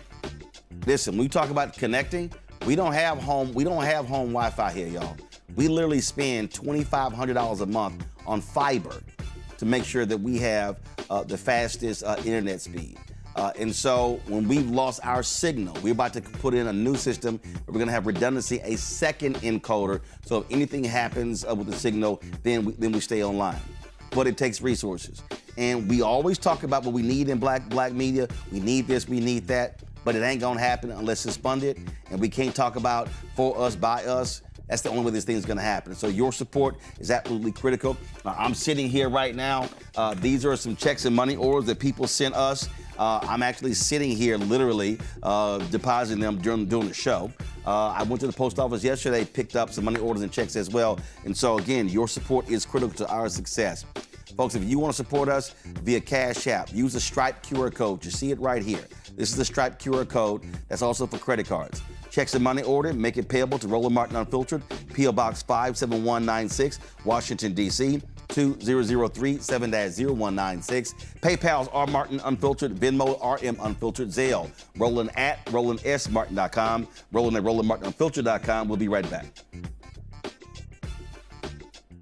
Virginia, we are counting on you. Republicans want to steal enough seats in Congress to rig the next election and wield unchecked power for 2 more years. But you can stop them by voting yes by April 21st. Help put our elections back on a level playing field and let voters decide, not politicians. This is the responsible thing to do. Help us chart a better path forward, Virginia. Vote yes by April 21st. A decade of love, joy, and power. Black Voters Matter is 10 years old, and we are just getting started. This is love with a purpose. This is Black joy in motion. This is unstoppable power. Across campuses, neighborhoods, and back roads. Let's go! We show up, not just to vote, but to be seen, to be heard, to belong. We ride together, we organize together. We remind each other that our voices matter, because they always have. Black Voters Matter is about more than ballots. It's about housing and healthcare, clean water and living wages, education, reproductive freedom, and dignity. It's about turning pain into action, turning belief into movement, turning community into power. We don't wait to be invited. We bring the energy. We bring the love. We bring the people. Because when Black communities come together, we don't just survive, we thrive. This is how change happens. This is how history moves. We organize, we build, we win. My name is Bill Duke, and you're watching Roland Martin Unfiltered.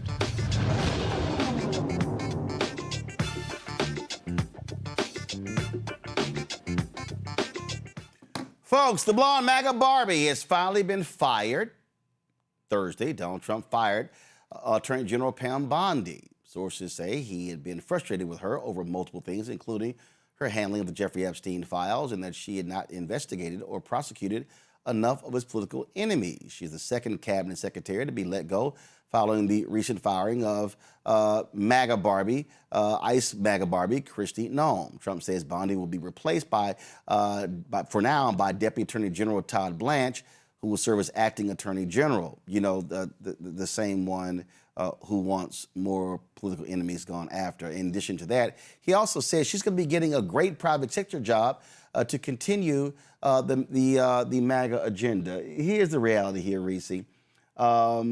We have a narcissist, a corrupt, vindictive individual who wants fealty from everyone, wants pushback from no one. And, you know, it's interesting when the other day Stephen A. was talking about a number of things, and he mentioned me, and he mentioned want to see my show succeed, but he also said that, you know, I had gone far left. And let me be perfectly clear.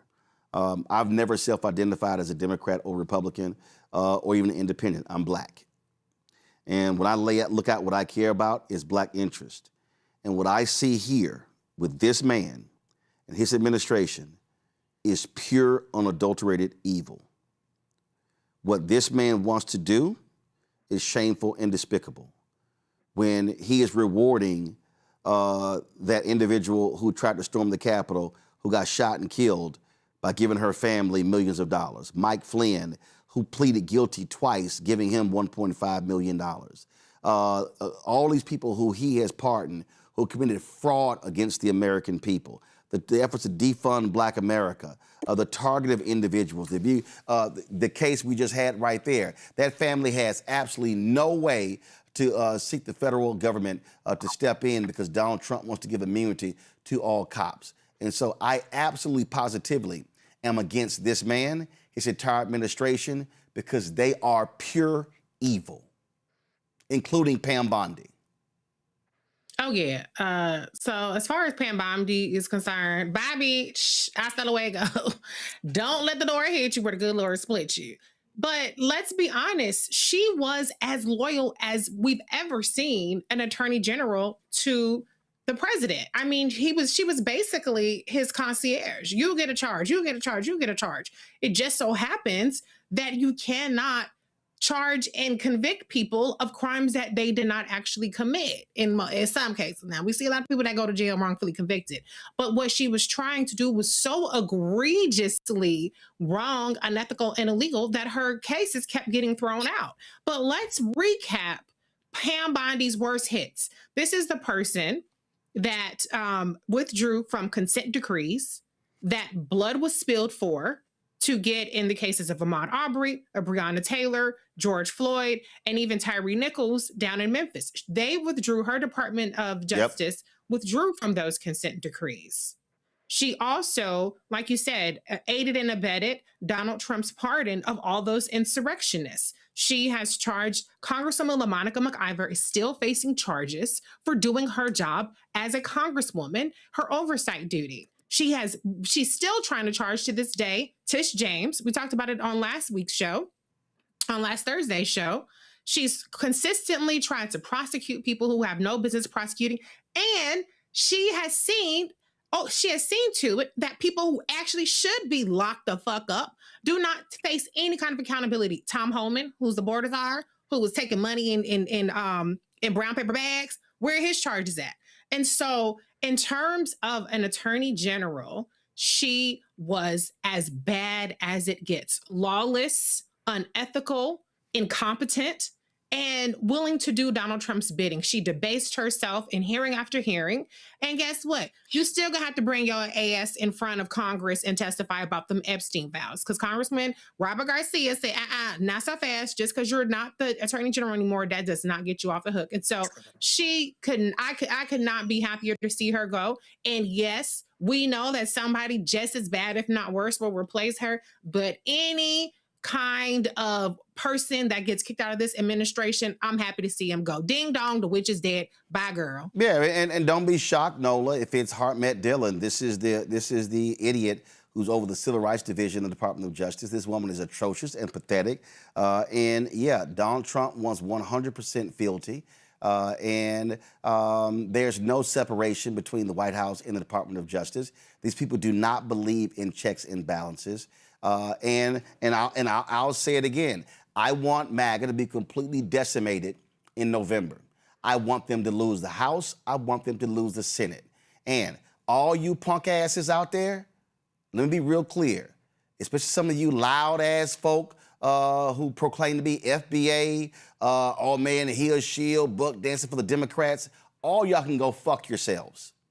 Because let me be real clear. I know what these people are trying to do. And you damn right. I want them to lose the Senate race in Michigan. We're going to play my interview with one of the candidates. I want them to lose in Alaska. I want them to lose in Maine. I want them to lose in Georgia. I want them to lose in North Carolina. I want them to lose in Texas. I want them to lose in Florida. I don't care. Because what these people are doing, they want to destroy any and everything in Black America. Again, all y'all FBA, B1, ADOS folks, it don't matter. There is not a single Black attorney who is representing a family who has been the victim of police violence who has any faith that this Department of Justice will intercede and prosecute them on civil rights violations. So all y'all punk asses out there who claim y'all so pro-black, let me say it again. This DOJ don't give a damn. Donald Trump has said 100% immunity for any cop. So, and you're right, the 2 cops in the Breonna Taylor case, they dropped the charges. I can name case after case. So, if y'all can call me whatever names you want to, and y'all can sit here and do all you little punk-ass podcasts and talk behind your microphone about why y'all Simple Simon assholes are saying that Black America is being under assault every single day, and it is being led by Donald Trump and his Department of Injustice, Nola. Absolutely, 100%. And honestly, I have a message for Kash Patel because, honey, after the few more white women go, he is up next. It's going to be the women first, and it's going to be the little brown guy at the FBI. So just FYI for that. But, you know, all of this, I want to lean in on the 1-6 point even further and kind of drawing in what you just said, Roland. For people out there who align with this administration, especially Black folks, there are very real reasons why people feel that if that is the road that you are traveling on, you are traveling down some very anti-Black roads. And when you do that, that means you are not only moving against yourself, you're moving against us, right? And any time where you have a situation where the so-called law and order GOPers, right, can flip the narrative about January 6th.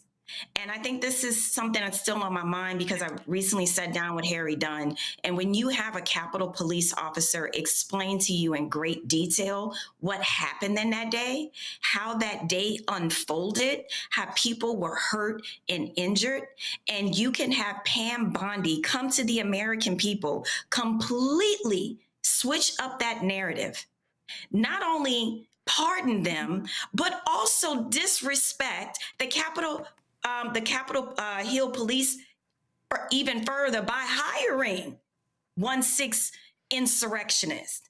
Like the foulness of this administration. So my point is this: if they can say F the police they supposed to love and all these different things to protect insurrectionists, what makes Black people think that they care anything about what is going on in our community, especially when we're talking about situations involving police officers and us? It's always going to be that. Now, that's when you believe the police officers, right? Is when it comes to Black folks and stopping us and killing us, then you believe the cops all day long. But y'all need to really sit down and reevaluate your whole thought process. That man didn't give a damn about the Capitol Hill Police. Not one damn, and looked them straight in their eyes and said, not only we gonna pardon them, we gonna hire them, and we gonna give them some money, because actually 1-6 was y'all's fault. That's how low down and dirty and ghoulish this administration is. If anybody out there thinking they have y'all back for anything, even Pam Bondi, even if she does get a sweetheart job in the private sector, honey, it's going to be more y'all getting thrown up underneath that bus. And it's going to be very interesting to see once accountability comes knocking at y'all's door. See, Greg, you know, it's really interesting to me, Greg, when I listen to these, when some folks have sent me some stuff, you got these loudmouth fools who love running their mouths, talk about, yeah, you know, he'll alpha, he'll represent all alphas. Of course I don't, fool. I represent my damn self. But here's what I do know. What I do know is, and again, I just get a kick out of these FBA, these freedmen, these ADOS people who love running their mouths and who's like, who want to trash Democrats. Oh, and let's be real clear, I've been highly critical of Democrats on this show, so I don't know what meth y'all smoking. But here's what I do know. I got some common damn sense. And here's what I know. This is some basic ass political common sense. It's gonna be, except in the California governor's race, where it's a jungle primary and the top 2 winners advance to the general. And if some of them Democrats don't drop out, it could be a Republican who ends up being governor. It's 2 parties in this country. It's going to be a Democrat. It's going to be a Republican. And here's what I know. If the Republicans control the Senate and control the House, they can pass any law they want to, and Trump can sign it. If the Democrats win more House seats, the Democrats become in control. I don't give a shit if y'all don't like Hakeem Jeffries. I really don't care. Because guess what? If the Democrats win 218 seats, then they're going to have a vote amongst themselves as to who the next Speaker of the House should be. So I ain't even having that conversation. I'm talking about stopping MAGA. So if that means that I want more Democrats to win House seats, you goddamn right I do. Because I need evil to be stopped. And that means that more Democrats win Senate seats, that stops them from being in control. Now, I don't believe in political violence, but let me remind y'all of something. There was a German theologian named Dietrich Bonhoeffer who came to the United States and studied at Union Theological, who got an understanding of black liberation theology at Abyssinian Baptist Church. And Dietrich Bonhoeffer was so aghast at the evil of Hitler that he aligned with others to plot to assassinate Adolf Hitler. That's how much a theologian, a man of God, resolved within his own mind that it was important that this man was so evil they would assassinate him. I don't believe in assassination. I don't believe in murder.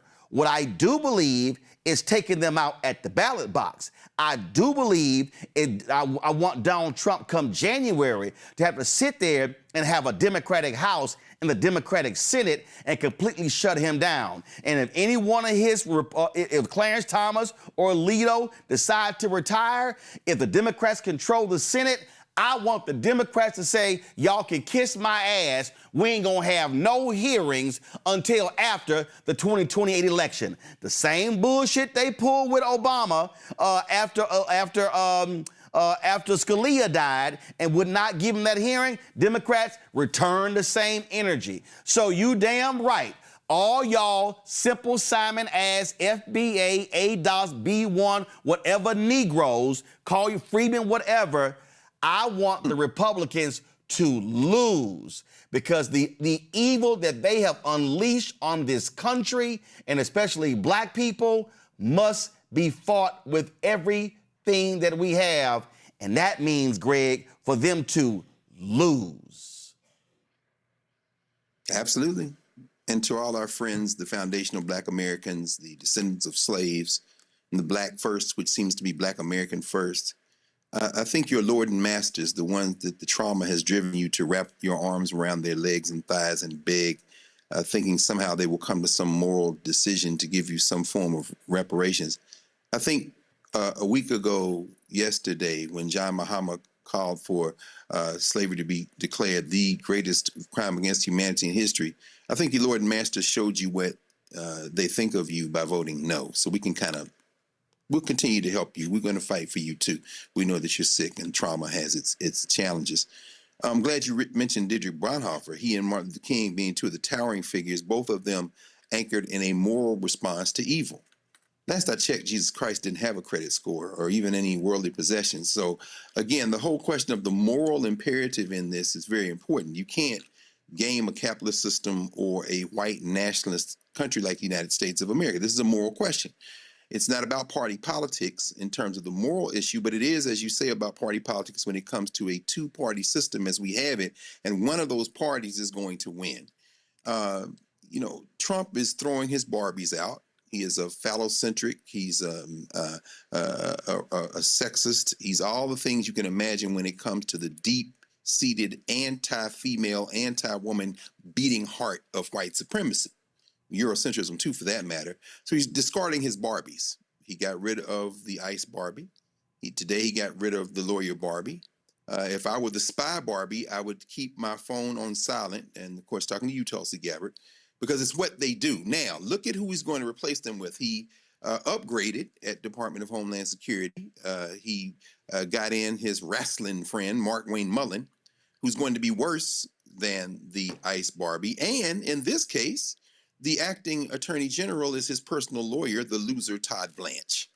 You remember Todd Blanche, don't you? He's the one who replaced the great Dr. Carla Hayden as the Librarian of Congress. He's the one who flew down to Texas to make sure that Ghislaine Maxwell keeps her mouth shut. He's the one who the FBI agents are suing now for the things he's on the record saying about them. Todd Blanche is Trump's hired gun. He's a man's man, and he's going to be out there, and he's going to fight with both fists. Why is this important, and what does it really come down to? We know the United States of America is at war right now with Iran, along with BB, the international killer. So Israel and the United States at war with Iran. But Iran is bombing the Gulf states now, including the Saudis.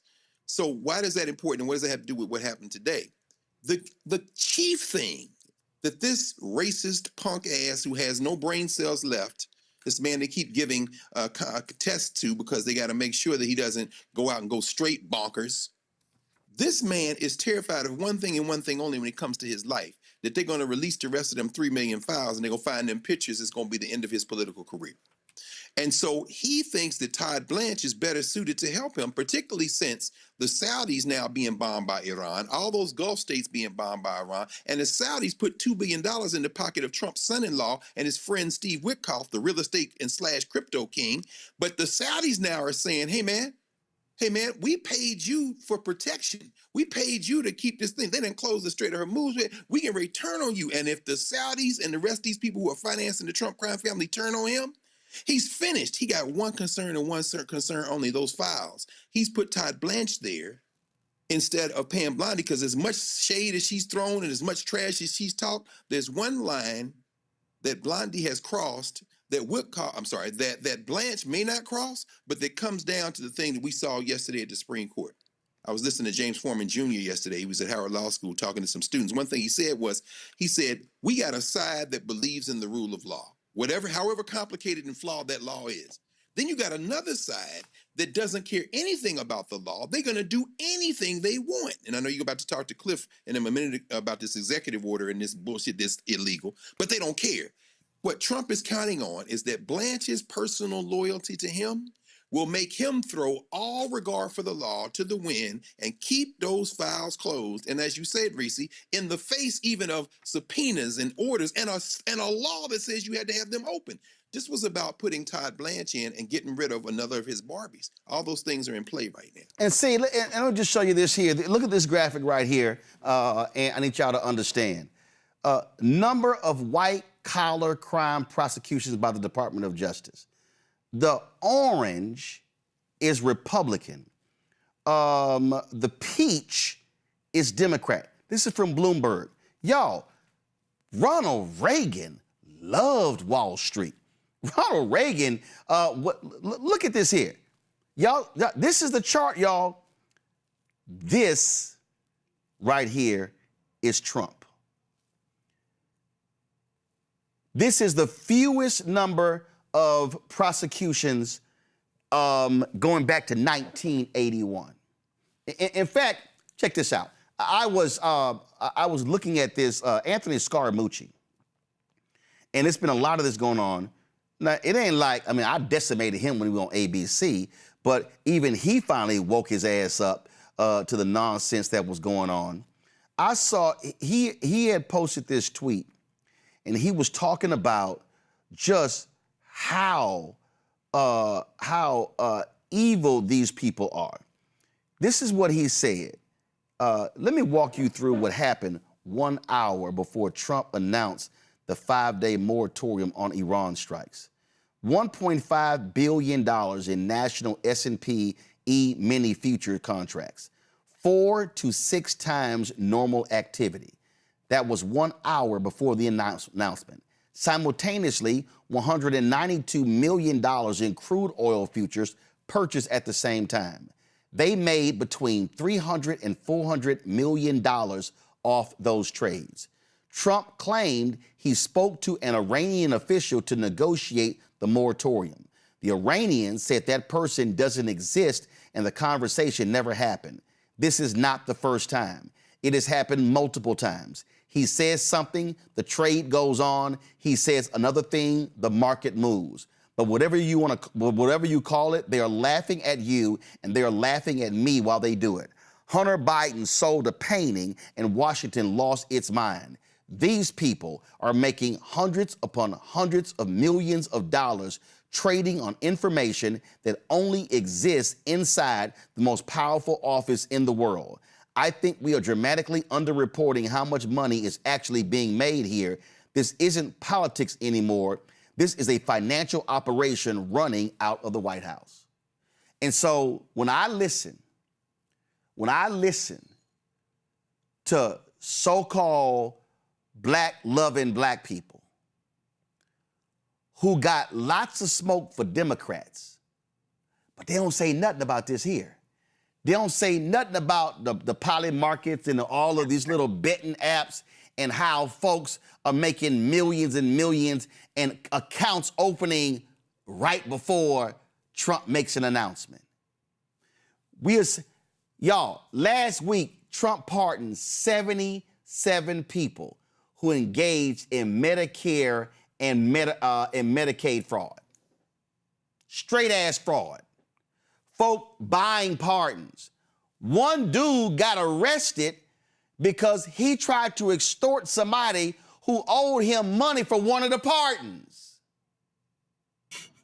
So it amazes me when I listen to these people who sitting here, yeah, man, he buck dancing for the Democrats, when these people are doing what we said they were going to do, rape and pillage this country. See, again, and that's somebody in the comments say, well, Roland, I don't like you and Greg going after people who are defending lineage. Let me explain something to y'all. The reason I can't stand these punk ass people, oh yeah, you know, he got Haitian descent. Well, that was my maternal, paternal grandfather's ancestors. So using y'all math, I got 4 grandparents, 2 on my daddy's side, 2 on my mama's side. So don't defend yourself, bro. No. But John early, we're gonna call it simple math. We're just gonna call it simple math. So if I got 4 grandparents and one of them had ancestors that came from Haiti, that means I got 3 more. That's 75%. So you dumbasses gonna act like that 75% don't exist? That's how stupid the whole conversation is. But what I'm looking at right now, and we cover this stuff every day, Ed Bloom, right now, dropped a lawsuit against the Congressional Black Caucus Foundation saying the scholarships for the CBCF are race-based. They want to get rid of the money for the black folks. See, these little rich white kids, they can afford to come to D.C. and intern in somebody's office for free. These black kids can't do that. These black kids can't work for free in the State Department, in internships, and in fellowships. You got to have money. These white folks going after that. Y'all Negroes real silent about that. But y'all love to holler buck dancing. Oh, my God, he said there, support the Democrats. And these people are attacking every facet of Black America every single day. And y'all ain't saying shit. But you know why? It ain't no shock all of a sudden y'all start opening y'all mouths. It ain't no shock Amber Rose saying her bullshit to Nick Cannon on his podcast. You know why? Because y'all always show up around elections. See, I find it real interesting how a whole bunch of these Simple Simon Negroes were real quiet last year. They were real quiet when Doge was destroying billions of dollars of contracts. They were real silent when they were getting rid of grants for black health and sickle cell. Oh, I thought y'all was super black. Oh, they were slashing grants for black infant mortality and all those different things. But they were mighty quiet. Oh, but 2026 hits. And lo and behold, what happens? We got an election that's coming up. And all of a sudden, the usual suspects come running out from behind the rocks they've been hiding under. So I know some of y'all say, well, you know, I mean, you know, and then they always say, well, you know, he always calling us names. If y'all call me a tether, I'm gonna call you punk ass some names. And what I'm saying is, all y'all so-called super black people, y'all really anti-black. Cause see, you're anti-black if you're quiet about what these corrupt thugs are doing, but then you ain't saying nothing. So I just want to know, all y'all with your little USB microphones, with your little YouTube shows, show me how many black families y'all have had on your shows whose loved ones have been shot and killed by the cops, but they can't call the DOJ. I'll wait. Show me how many of y'all are standing up when black DAs are being attacked. Oh, I'll wait. Show me how many of y'all are sitting here standing up for black women. 600,000 laid off, 700,000 black men. The black unemployment rate has gone up. Ain't it amazing how all of these loudmouths are mighty quiet about black unemployment going sky high, but y'all still got smoke for Kamala and Joe? Now, I ain't got a problem if you have a real critique of Kamala Harris or Joe Biden. But I notice you're real quiet about Donald Trump. And my last point before I go to my next guest, let me just go ahead and say this here, because I ain't got a problem saying it. And I told y'all I'm trying not to cuss, and I was really trying to hold back. No, leave it on the forge. I'm really trying hard not to cuss, and I really want to go there. But you sorry assholes. It's amazing how y'all had a whole lot of shit to say. Where Kamala? Where Kamala? We don't see Kamala. Where Kamala? What's she doing? But y'all ain't got shit to say about J.D. Vance. Oh, it's amazing. It's amazing, you simple Simon Negroes. Where Kamala? Where's she at? She ain't doing nothing. What's she doing? She ain't doing nothing for our people. J.D. Vance ain't doing a damn thing. In fact, J.D. Vance is dogging black folks. J.D. Vance still ain't been held accountable for the bullshit he said about Haitians in Springfield, Ohio. That was a lie. But y'all super black folk can holler about, man, y'all sitting here, yeah. And I know all y'all gonna make your little videos, and I'm gonna close with this here. See, I don't need to get clicks mentioning your name, because your names are meaningless. Because if I add 10 of y'all up, you still don't equal this audience. So you're gonna need to use my name to get you some clicks. So I'm gonna go ahead and help you. All y'all can kiss my ass because you're actually anti-black.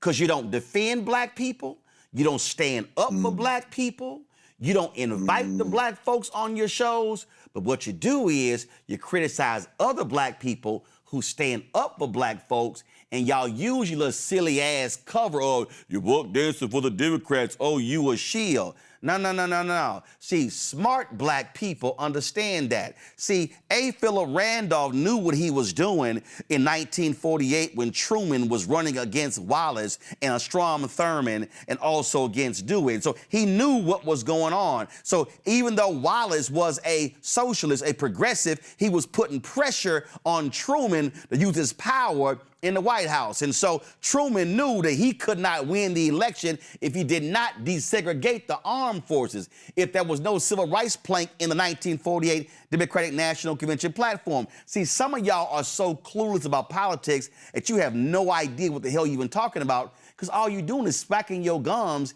and saying nothing. There's nothing worse than loud Negroes who say nothing, that have no context, no basis, no value whatsoever, and all you doing is just talking. Black people are literally facing life and death. Hospitals are facing being shut down because of the attacks on Medicare and Medicaid.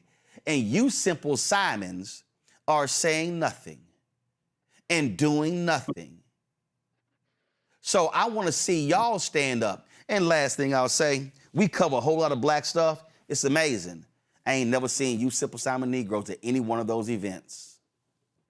Oh, I guess you can't leave the comforts of your basement or your closet to actually come talk to real black people. Speaking of real black people, let's bring up our next guest. Co-founders of Black Voters Matter. They're out there in the streets fighting the good fight.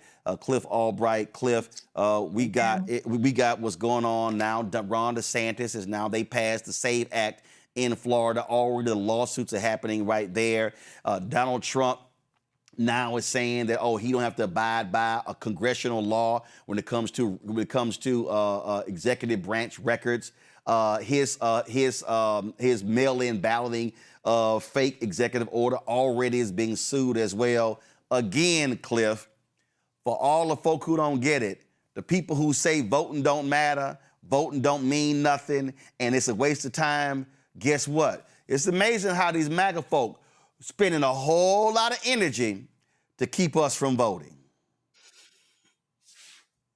Yeah, Roland. Hey, thanks for having us. Yeah, a whole lot of energy. I mean, you just went through some of them, and that's not even touching on the potential for ICE agents being at the polling places. That's not even touching on the postal service basically saying they ain't got to deliver your mail or postmark it when you send it.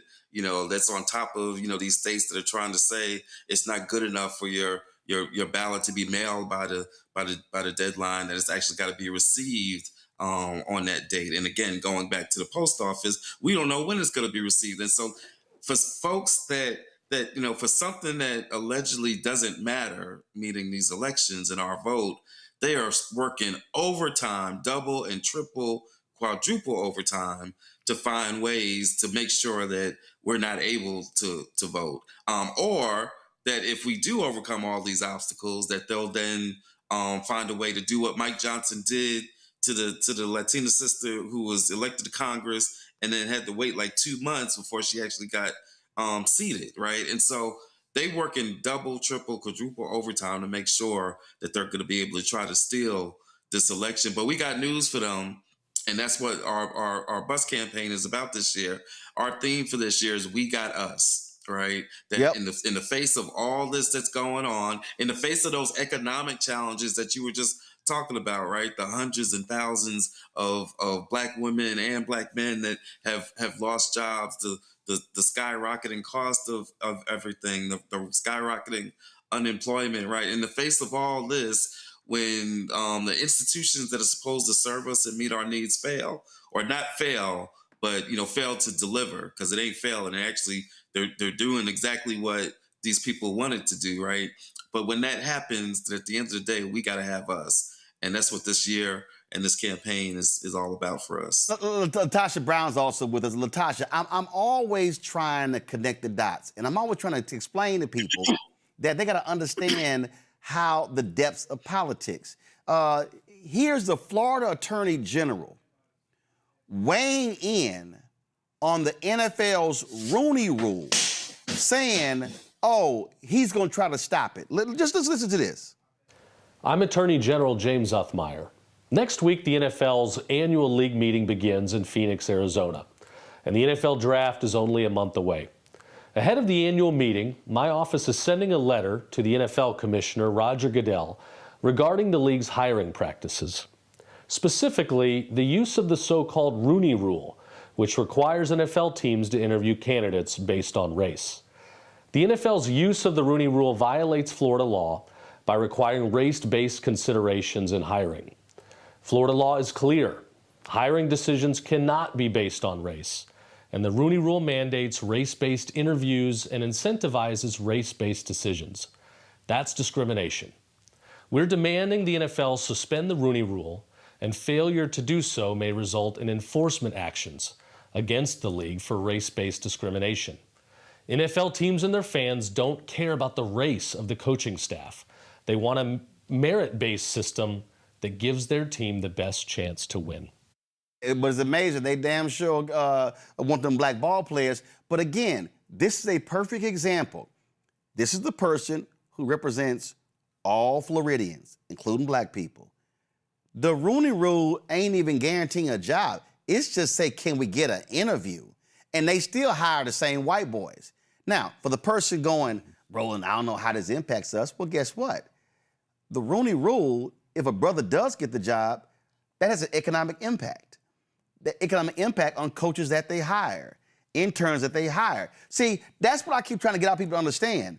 Politics is not just about what happens at the State House or the county courthouse or the city hall or in Congress. No, politics impacts a lot of areas. And so who is in office is critically important to the issues that we care about. I mean, Roland, there's no question about it. I think that part of, even when we're seeing, even with this room, just think about it. The NFL, 70% of the players, and this isn't about the NFL. I want to talk about what the bigger piece is. 70% of the players in the NFL are Black, right? And only 9% of them are actually coaches. So if y'all got all the jobs, most of the jobs, we're running the ball, we make the sport. That ultimately, this isn't really just about this sport. This is really around how we're seeing white supremacy seep itself in every single institution in this country. And there's not only a political, it's just not only a political fight, it's an economic fight. As we're talking and debating whether you vote or not, or whether it's important or not, the truth of the matter is our pockets, they are cleaning us dry. They're taking our resources, cutting programs that actually benefit our communities and spending it on a war that nobody even know why they're fighting this war. In addition to that, they're socializing and making it normal that anything that actually seems that it benefits people other than wealthy white men, that in some way that thing is bad. Part of this is really about a distraction, in my opinion. Part of it is also about shifting the culture. The thing that we have to do is when you are at war, you have to use every single tool available to you. That Cliff and I often talk about when we've talked about Black Voters Matter, we've been very clear that our organization, we don't call ourselves a voting group. We're not a voting group. We are a power building group. And we use multiple tools. Sometimes that's using economic tools, how we're doing harm reduction to our communities. Sometimes that's really around this basic needs like feeding people by providing mutual aid, by coming up, showing folks who are doing protests or actions in their communities, but also it is voting. It is unconscionable for us in a moment to say that we can afford to not use every single tool, particularly connected to power in this particular moment when we're seeing the unraveling of all the progress that has been made to at least just open up the playing field and give us a chance. Ain't nobody gave us nothing. Everything that we've gotten in this country, not only have we deserved, but we've excelled in many of those because part of what we've had to do is work harder, fight harder, be smarter, be much more have much more flexibility to be able to navigate through things. And so I think part of what we can't get caught up in is just these individual hits because the chaos is the point. Part of why we're experiencing that it is to create so much chaos that it normalizes this process that some way and somehow that anytime you're doing something that is about inclusivity, that is bad and some way that it is open to be attacked. And we've got to push back on that. We got to use everything. We can't lose you. We got to use everything on the table. You just said something that's critically important when you talked about the resources. And I'm always trying to tell folk that if you sit your ass out in the election, what you're basically saying is, y'all spend my money any way y'all want to. Y'all have total control, and I ain't got nothing to say. Yesterday, Donald Trump was at the White House with a whole bunch of fake Christians. And they so dumb that it was supposed to be off the record. The White House released a whole hour and a half event. So this is, I need people to understand what we're talking about here. Here is Donald Trump saying what we can't afford to spend money on. Because the United States can't take care of daycare. That has to be up to a state. We can't take care of daycare. We're a big country. We have 50 states. We have all these other people. We're fighting wars. We can't take care of daycare. You got to let a state take care of daycare, and they should pay for it, too. They should pay. They have to raise their taxes, but they should pay for it. And we could lower our taxes a little bit to them to make up, but it's not possible for us to take care of daycare. Medicaid, Medicare, all these individual things They can do it on a state basis. You can't do it on a federal. We have to take care of one thing, military protection. The United States military budget, Cliff, is approaching $1 trillion. $1 trillion. That's right. $1 trillion. In fact, I would dare say it actually exceeds $1 trillion if you combine the Pentagon with what we spend on intelligence, including the slush funds that Congress has no idea what the money is being spent on. They just simply approve it. So when Donald Trump says, oh, we can, I love this here, we can lower, so you can lower federal taxes, but the state should raise state taxes, excuse me? Second of all, by saying we can't afford it, that's also a lie. And then say, well, we can't be doing that. For everybody who doesn't know, there's a thing called Community Development Block Grant Funding. Right now, the federal government sends monies to states. South Carolina gets more money from the federal government than they actually send to the federal government. So Cliff, right there, Donald Trump lied. But right there, he showed exactly damn the health care, damn daycare and child care. Oh, but absolutely, I need some more bombs and some more guns. Didn't Eisenhower warn us about the military-industrial complex? They got the king right there in charge.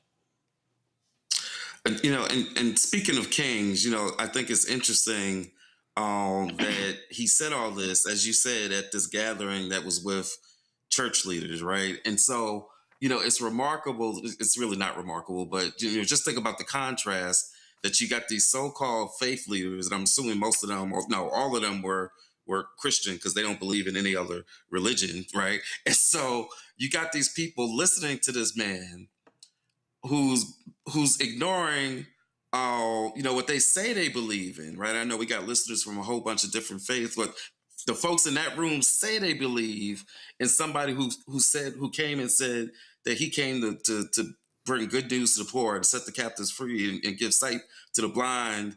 And yet this person that they worship is telling, oh no, we can't put no money into kids and daycare and food and all, and health, like so he is literally the opposite, dare I say, Antichrist. He's literally the opposite of the things that the person that they say that they believe in, that they believe is God.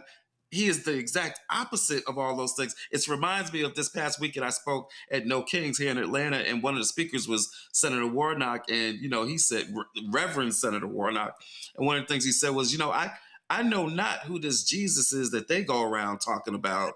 This Jesus who's anti-gay, anti-woman, racist, and doesn't care about the poor, and evidently really cares a lot about the defense budget. Like, that's who it is that they want to, and it's important in our community.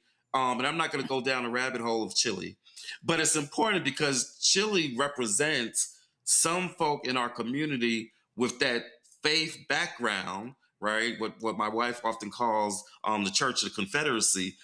That teaching, that mindset is what drives some segment, not a huge segment, but some segment of our community to then follow policies and follow people that are incredibly anti-Black, that are rooted in anti-Blackness. Well, I'll say this here, Latasha. Here's my whole deal with Chile.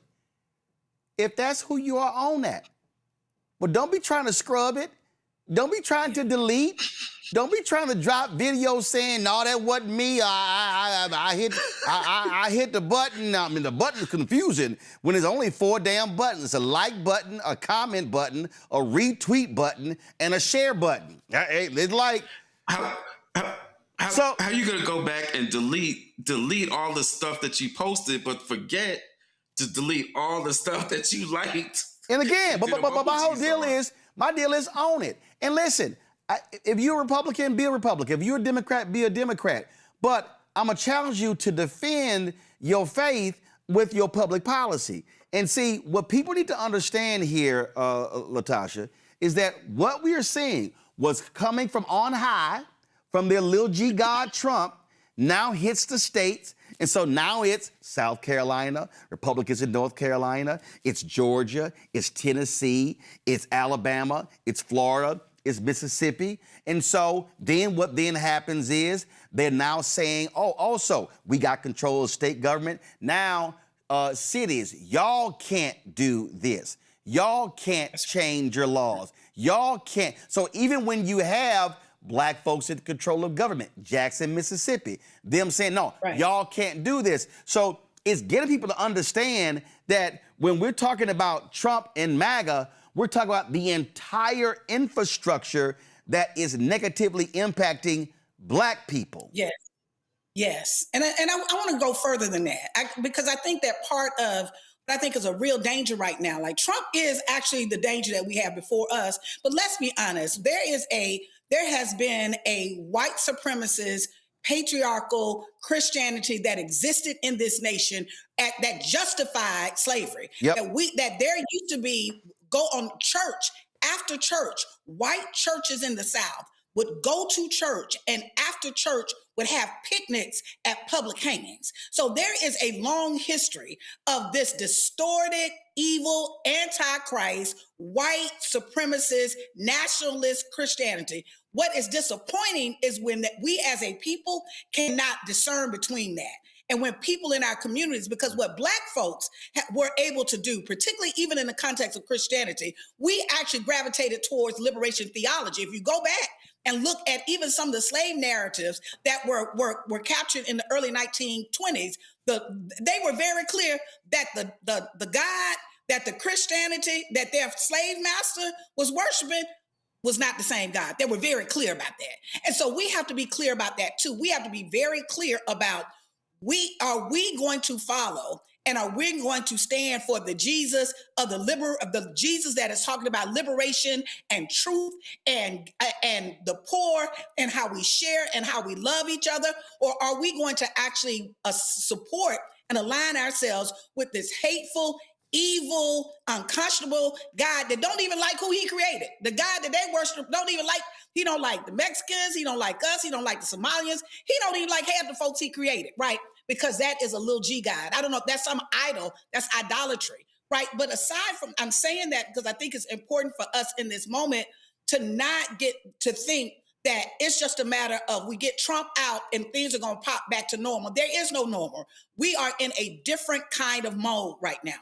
We have to literally, when we say we got us, we mean that. Yep. And we need our people to mean that. We have to be unapologetic about protecting the interests of our communities. Yep. And we have to move beyond our egos to think that there's some tool where I don't like that.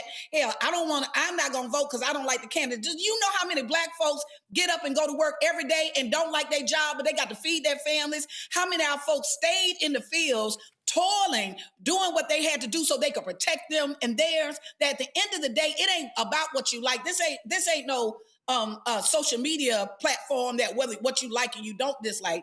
This is about how can we use our discernment and strategically use every single tool that is available to us, one, to slow down this consolidation of power, and the midterms election is going to be it. The midterms elections are going to decide if this concentration of power, which is actually just obliterating policy that impacts and actually have created an open opportunity for black folks, if it actually accelerates or if we slow it down or stop it. And so I think it's important, or slow it down. I'm not even gonna say stop it. So I want to be honest around in this moment, we got to look at voting very differently. This isn't about participation. This is about we've got to do by any means necessary what we need to do to protect our communities and our families. Well, that's why, again, it's critically important to have y'all out there. I'm going to go to my panelists. Reese, you first go. Your question or comment for Latasha and Cliff. Hey, Latasha and Cliff, thanks for all that you do. My question is, what is the money looking like these days? Because I know in 2024, there was $1 billion plus raised for Vice President Kamala Harris's campaign.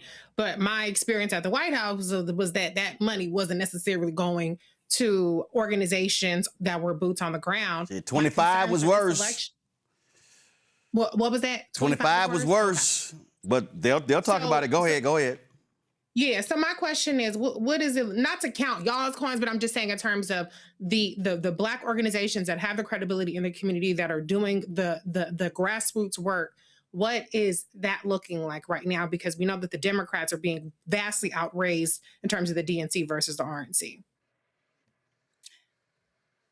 That's a whole different, that's a whole segment itself. You know, I want Cliff to weigh in on that as well. The bottom line is, I don't know a single Black organization that has not suffered some kind of loss in this moment.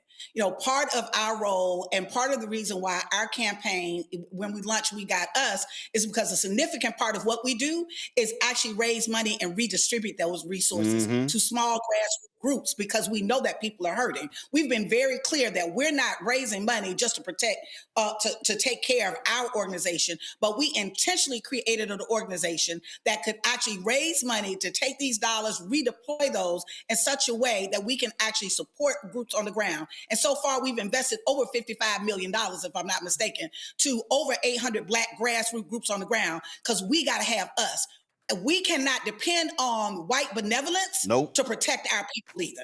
And so while, yes, I do believe that the Democratic Party or whoever it is, they should be supporting this work, because they're not acting like we're in the midst of fascism right now. That's just the truth. The truth of the matter is, what I want to say, I want to speak to the Black people that are out here listening, right?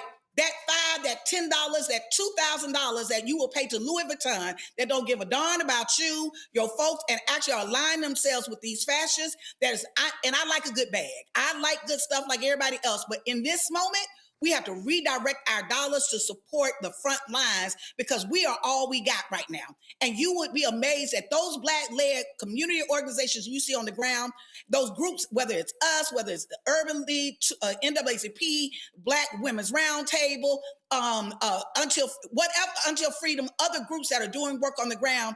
It is important that we are supporting grassroots work, whether it's $10, $5, $25, y'all. Even this program right now, we have got to redirect our resources. Instead of getting that Amazon cart, and I know you got something in your cart right now, take that money and redirect that to a Black grassroots group that's doing this work. Many of our organizations are particularly doing service work. We're getting federal grants. That money has been cut off. Many of our organizations that were getting foundations, that's been cut off. It is really important that we don't suffer right now. We've got the resources. We just got to take our resources, be much more discerning with it, be much more conscious around our spending, and redirect some of our dollars to our fight. Cliff? Yeah, I mean, independent politics requires independent money. That's the bottom line, right? And so the money is not, to your question, the money's looking real funny. And it's been on this decline since probably around 20, heck, even started as early as 22, but definitely 23. So from 23 down 24 and 25, and this year's looking very much the same. And it's a combination of issues. Some of it is the whole anti-DEI. They had a lot of, philanthropy, scared to give to anything that appeared Black in any way. But some of it is different. Some of it is just a changing calculation, right? That I know, Reese, just in terms of political operatives, and just this notion of, hey, y'all, we need to get past race. We need to get past identity, right? That's actually the problem, right? Picture that. And so you have that within political circles, but you also have that being echoed in philanthropy, right? And so it's a combination. It's really a perfect storm. And then you throw on top of that, like just some of the economic challenges that has some folks and foundations holding on to resources because of uncertainty. It's a perfect storm that at the end of the day, we're being asked to do more. And I don't just mean we, Black Voters Matter, this entire ecosystem. We are being asked to do more, to face more difficult challenges and obstacles of fascism. We're being asked to do more with less resources. Here we go to my iPad. Folks, I'm going to Nola and Greg with questions, but since we own the money, y'all, go right there. As soon as you pull the page up, blackvotersmatterfund.org, boom, fuel the next decade of Black-led power. You can give right there. Folks, it is important. Latasha said it. We have to fund our own liberation. Nola.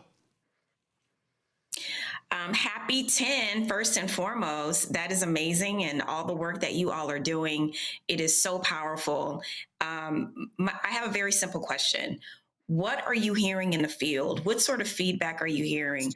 Are people understanding the assignment on the ground? Is there motivation? Is there inspiration? Is there fear? Is it a combination of things? Are people excited about voting? I'm just curious about all of it. What are you hearing in the field? I don't know if the word exciting, I don't think anybody's excited about voting.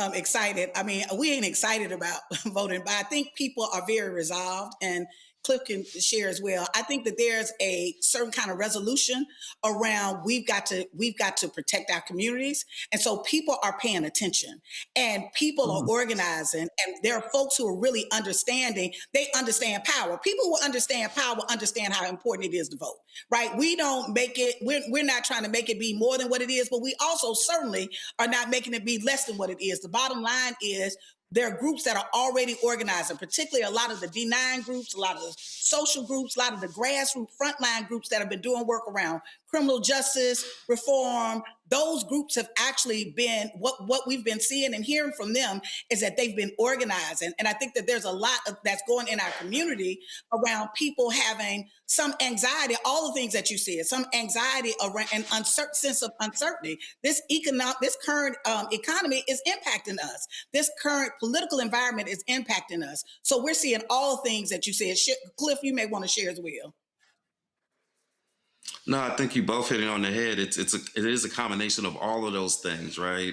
Like Latasha, I don't know if excitement's the right word, but highly motivated, right? And we're seeing that in all of these elections, right? Where we're seeing like huge turnout, right? In Texas, it didn't go the way that, certainly not the way that we wanted to see that primary go, but you saw a huge turnout taking place in that state and in every other state.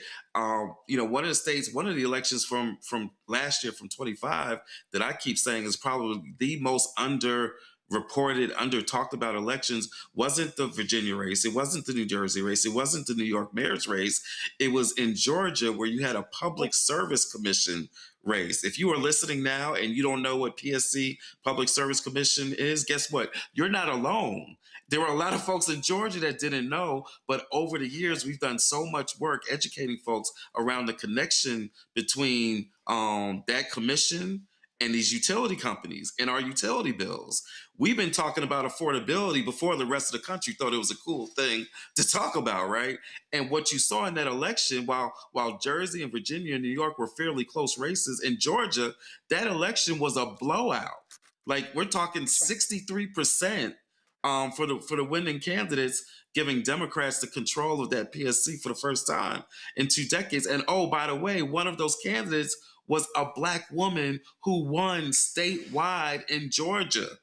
Let me say that again. A Black woman won statewide in Georgia, and it's one of the least talked about elections of the 2025 cycle. And so we're seeing a lot of motivation. We're seeing a lot of people connect the dots around these issues of economics, our employment, our health, all these things, and connecting the dots to, oh, that's connected to this public service commission. That's connected to this state legislative race. That's connected to this congressional race, Senate race, governor's race. And we think that all that's going to show up. But again, we're doing this in the face of historic obstacles in the form of the voter suppression that's coming from federal level, state level, and other levels as well. Well, listen, you got the Democratic primary coming up May 19th in Georgia, Democratic and Republican primary. Look, you got 5 Black people running on the Democratic side for governor of Georgia. And let me just say to them, how is it none of y'all campaigns have called to come on this show? I'm just saying. Greg, go. Indeed, a word to the wise should be sufficient. Thanks, Roland, and thanks, Cliff and Latasha. It's always good to see you all and be with you all. Cliff, you alluded to something. You mentioned it in passing, the mail-in issue, as we saw Trump sign that worthless executive order that's going to be thrown out, and we saw what happened, obviously, in Florida and Mississippi. Could you all speak a moment about the question of early voting? Not mail-in. I've been saying that November the 3rd this year should be late voting day. We should. What's the importance of banking the vote, and how have you been? Because you all travel the length and breadth of this country. How have you been communicating with the folk and listening to the folk and trying to urge people to get out there when the polls open early and try to bank as much of that vote as possible? And thanks again, and happy 10th. Thank you. You know, we always love to share space with you. You know, we've been talking for years now about trying to get as many people as possible to early vote. You know, in Georgia, that was a big issue after the success of the vote by mail in the 2020 and the 2021 runoffs. And then they came out with the voter suppression attacking that. And we saw the writing on the wall and tried to get people, you know, as much as possible to move into early voting. And now that's more important than ever. But the reality is that we got some folks in our community that's not an option, right? That doing the vote by mail is really the only thing for reasons of, you know, disability or other issues. And so we still got to have the mechanisms to make sure that we're able to do that and protect those ballots, even in the face of it, where we got some states we're doing that, it's almost been criminalized, right? But we know that we still got to have that infrastructure in place. But to your point, yes, we want as many people as possible to early vote. But again, not every state has it. Like this week, just yesterday in Alabama, well, not introduced, but you know, a couple of weeks ago, we introduced the ecosystem introduced the Voting Rights Act that does a couple of things to expand voter access, including creating early vote days, because we don't have that in places like Alabama and some other states, heck, including some blue states, by the way. And so, you know, part of this battle is getting more and more states to even adopt early voting as an option. And certainly in places where we have it, we try to do everything we can to get the resources and the messaging out there for folks, so that you don't have to wind up like what happened in Dallas in this primary election, where something happens on election day and there's a mistake, or like last in 24 with the presidential, when you got bomb threats, which again is didn't get enough attention. Bomb threats at largely black precincts, right? And so anything can happen on election day. To your point, we're trying to do everything we can to get where it's possible for people to early vote, and where it's not possible to make it possible. Go ahead. I just want to add a couple of quick things to this too. I want us to think about, one, it does give us the opportunity to cure the ballot. And so we know that they're coming with, the bottom line is they're going to try to steal this election. That's not even questionable. Yes. That there's going to be an attempt to try to steal this election. And so we need to vote early so that we can get in position, so we can actually, if there are problems, that we can work those problems out. The second thing too is, you know, Black folks, that in terms of our work schedule, many of us don't have a 9-to-5 work schedule, right? Mm-hmm. What we've seen all kind of tricks of the trade. And so we're going to have to, we need the space and the flexibility so that we can actually show up in those numbers. Over 26% of Black people actually use absentee ballot voting.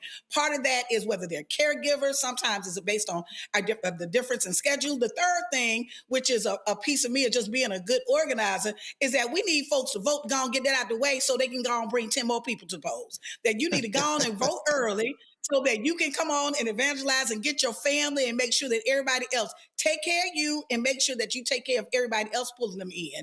And so I think that there's the other thing is that it creates momentum. That oftentimes what winds up happening, particularly in election cycles, you need a momentum. So when people start hearing people are voting, when there's a buzz around folks voting, when folks see people on lines, it's like in a concert. You can walk by a space and you start seeing a line of folks down the street. You want to know what they're doing. It's something about that once it piques your curiosity. And so I say that it's important to early vote as a process, as a strategy to help build momentum in the election cycle so that people come out as well. So there's a practical reason around that. Right. There's a reason around there's a safety reason around there. And there's a reason really connected to the momentum and adding and leading to the momentum, because momentum is catchy. That people, it's like a winning team, right? There might be 5 fans until the team start winning and everybody's a fan, right? And so once we start building that momentum, we can actually increase our numbers. So that's why it's really important, early voting. Folks, so when are y'all hitting the road? We actually stay on the road. We already on. We live on the road or in the air. Well, where's the next place y'all going? We've got a Georgia bus tour coming up in mid-April, in a couple of weeks. Okay. And then after that, we're coming to your home state. We got a Texas bus tour that's going to be like last week last week and a half of April, and then we keep it rolling, for the rest of the year. That bus doesn't start moving. It's the blackest bus in America. Which I think that the first time we used that expression, Roland, I think was actually talking to you when you were doing your Tom Joyner segments. And we called in one morning and we said, yeah, we on the blackest bus in America. And it's been rolling ever since. Absolutely. Well, listen, folks. I'll say this, Roland, real quick. I just want to offer that because oftentimes people say what they can do. One, in addition to writing a check, supporting this work, another thing you can do, you can actually volunteer with us. Go to our website. We have texting and phone banking where you can do from the comfort of your home. Every Tuesday, you would get trainings. We can actually help you, show you how you can get your other folks engaged. We can do trainings for you or your organization. So please reach out to us. We are a movement that's based on with our movement. We're one organization of many organizations that are doing really good work. And we want folks to get engaged this particular cycle. So there's no excuse. We got work for you. We need you. We need your support. We need your resources. We need your time, your talent, and your treasure. Folks, this is the website. Go to blackvotersmatterfund.org. Hey, y'all, pull it up. When you go to the website, you're gonna see it right here. No. I don't want to see the video. Scroll. I need you to see where to give money, y'all. Click donate. If you're on the site, click donate. Okay, I need y'all to click donate. Thank you very much. All right, folks. I keep telling y'all, go back. Thank you. The donate, y'all. Go to the site. We need y'all to give. And just so I want y'all to understand how we rock with Black Voters Matter. I've rocked with them from the beginning, whether it was on Tom Joyner Morning Show, TV One, all of them, and then of course on this show as well. And just so y'all know, okay, in our studio, okay, now y'all know we got our Black Lives Matter mural, we got our First Amendment mural, we got our mural, Black Owned Media Matters mural. So in the office over here, now I got my favorite scripture, Joshua 24:15 right here. But in one of our offices, boom, right there. Oh, wow. Latasha, you didn't know that? I did not know that. That has made my day. Yeah. That's awesome. That's right. Awesome. So, and listen, that's the workroom right there. Listen, that made me feel good. That's where the work go down. Well, we got a whole bunch of new stuff, so we got to put some equipment because this is our equipment room, and it's a whole lot of stuff in there. So yeah, this is one of the murals here, and so again, we got our we got our Black Owned Media Matters mural that's in my office. Then of course we got our Black Star Network mural here. We got the Black Lives Matter mural here. This is Freedom's Journal, the nation's first Black newspaper. We wish to plead our own cause. Too long have others spoken for us. And then we got the First Amendment mural that's in here as well. So we got all of that in the studio. So y'all know who I rock with and how we rock. And so, folks, we want y'all to support. And I will say this. I got no problem saying this here. Black Voters Matter, folks, in terms of Black organizations. One of 5 Black organizations in all of America that's rocked with us, supported us financially.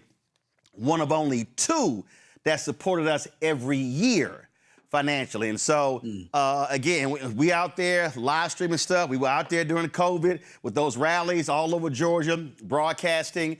That's important because it's important to talk to the folks who show up at the rallies, but using digital media allows us to also be able to reach folk who can't be there in person and still spread the message. And so congratulations on 10 years. Let's keep giving them hell. Can I just say real quick, because I just want everybody listening to understand, if you're listening to this, you've got a role to play, right?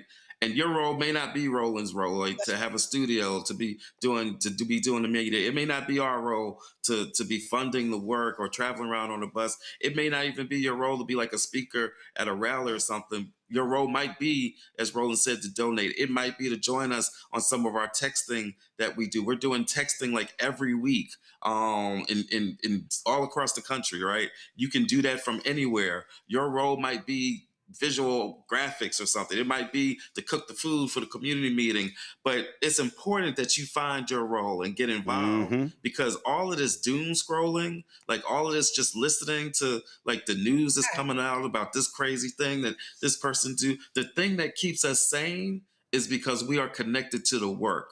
And when we're connected to the work, we see that we are not alone, that there's some dope work going on all across this country in Black communities, and that there's a part for every single one of us to play. That's it. Find your space, find your niche, and get to it. And let's do this, y'all. All right. We got us. Absolutely. Cliff Albright, Latasha Brown, we appreciate it. Thanks a lot. Thank you, brother. Love All you, right, man. then. I appreciate it. Thank you so very much. Quickly, let's do Black Star Network headlines. I'm going to close it out with Greg. Reese and Nola had to go. I'm going to close it out with Greg. I'm sorry, we got Marketplace. So roll the headlines, and then we'll do Marketplace. Go. In a 2-1 decision, the U.S. Court of Appeals for the Eighth Circuit upheld a lower court ruling that halts the enforcement of Arkansas's wet signature requirement. This rule, advocated by the Arkansas Board of Election Commissioners, mandated that voters submit registration forms with a handwritten signature and rejected any forms that did not include one. However, the court determined that this requirement had no bearing on a person's actual eligibility to vote and likely violated federal law. The judges sided with the nonprofit organization Get Loud Arkansas, which argued that the rule forced them to discard valid voter registration forms and interfered with their efforts to register voters. The family of a Black man from Alabama is seeking answers following his death while in police custody. A video shows 35-year-old Amarian Tunstall being dragged by 2 police officers on March 30th around 2:30 p.m. He was taken to the Monroe County Detention Facility, and according to dispatch records, medical crews were called shortly after 3 o'clock p.m. to tend to him, who was found unresponsive and a faint pulse. Well, the Alabama Law Enforcement Agency reports that emergency personnel administered Narcan during the incident, but their attempts to revive him were unsuccessful. The family is still unclear about the circumstances that led to his detainment, and the Alabama Department of Forensic Sciences will conduct an autopsy to determine the cause of his death. In Florida, a Black Democratic politician was found dead in her home. Police say Nancy Bowen's husband, Stephen, is responsible. She served as the vice mayor and commissioner of Coral Springs and was preparing to run for Congress. Police discovered her body on Wednesday morning during a wellness check, and her death is currently being investigated as a domestic violence incident. Stephen has been charged with premeditated murder and tampering with evidence. Law enforcement officials have stated that there are no additional suspects in the case. Nancy Bowen was first elected in 2020, making history as the first Black and Haitian American woman to serve as a commissioner in Coral Springs. A Black 7-month-old baby girl was tragically killed by a stray bullet in a senseless shooting in New York City. Baby Corey was shot while her parents pushed her in a stroller on Wednesday afternoon. She was seated in a double stroller with her 2-year-old brother when loud gunfire erupted nearby. Her mother ducked into a nearby bodega where she noticed her bleeding. The child's father then rushed her to Woodhull Hospital, where she was pronounced dead.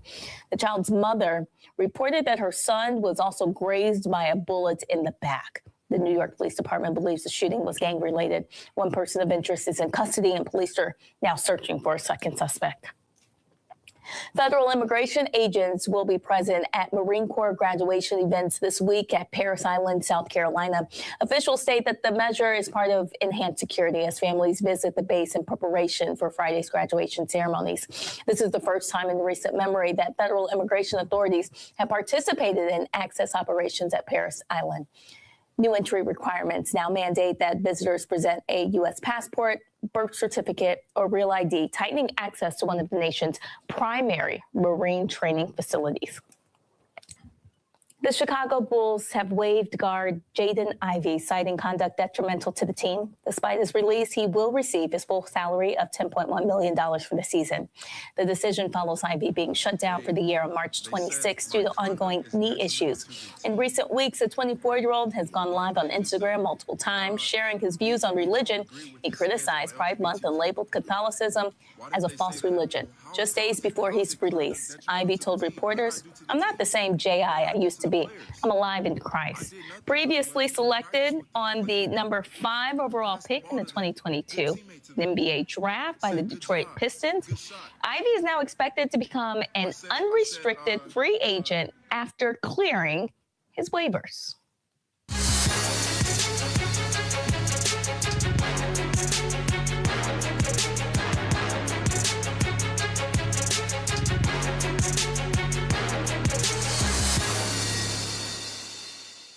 All right, folks, if you're into comic books or anime, this is just for you. Saturday AM is a global inspired comics brand that showcases diverse action storytelling from independent creators worldwide. Since 2013, it's developed an expanding catalog of releases that celebrate representation, fresh voices, and high-energy visual storytelling. Frederick Jones, the publisher of Saturday AM, joins us right now. I'm glad to have you here. All right, so listen, y'all got all sort of stuff, but where did the interest come from? Man, look, I was into comic books when I was younger, and you know, it was such a huge part of my childhood. And when I discovered anime and manga, it really, you know, it was long before it became popular here in the U.S. Now, first of all, explain. You said anime manga. Okay. Yeah. Okay, that's different from anime. So what is anime manga? Yeah, so I was just combining both words, but let me break it down for you. So anime is just the animation. Right. We have animation here. So instead of cartoons, they call it anime. Manga is just comic books. It's just comic books. It's what they refer to comic books as in Japan. And so when I discovered it, you know, as a young African-American kid here in Raleigh-Durham, North Carolina, it just blew my mind because it was so different from what I was seeing from Marvel and DC. Right. And of course, what stood out to me that I didn't see a lot of us. And as I got older, became an executive in the video game industry and had a lot of success in various entertainment aspects, I started realizing that the data was even more concerning. Because as you know well, Roland, we're 13% of the U.S. population, but nearly every form of entertainment, Black people over-index.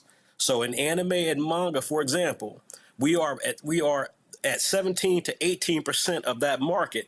Gen Z, however, Gen Z alone is 23% of the market. Wow. So when you start looking at how much we contribute to this art form, yep, and the level of diversity that you typically see in these books are, you know, pink hair, white hair, red hair, green hair versus Black person, Latino person, Asian person, or South Asian and so forth. I just felt, you know, I wanted to see something different with that. I wanted to make sure that our young people who were feeding this industry could see themselves as the hero, as the love interest, as the most intriguing character, and not just be some sort of either not a character who doesn't exist because they don't have that type of diversity in these worlds, or a character who wasn't interesting enough to carry the sort of energy that a main character carries. And so it was really important for me that we create Saturday AM to give families, to give young readers something they could really believe in and see themselves in. You even have this book here, How to Draw. Yes. Yes. That was, you know, so, you know, we have a couple of really big titles. In fact, right up here, all of this entire top row are the books that we launched in the past 3 years. In fact, we got more titles that I don't even have up on that shelf, but just showing you how much we've put out into the marketplace. We're in over 30 countries, mind you. We're in Barnes & Noble's, Books A Million, every comic book store you can think of. But the big thing for me is that, A, I wanted to make sure that we had great titles like Clock Striker, which is Shonen Manga's first Black female lead character. Before Clock Striker, there was not a manga from Japan, from China, from Korea, anywhere that featured a Black female as a lead character. But when I would ask around, when I look at these how to draw books, which help a lot of young people kind of get into this art form, I was always curious why they never even attempted to draw Black characters. And what I was told was that the Japanese, you know, society, and I know this as someone who's traveled there, is extremely respectful. It's one of the most beautiful places I've ever been to in my life. But they're very respectful. So they don't want to do something that would make us feel like, man, that's disrespectful.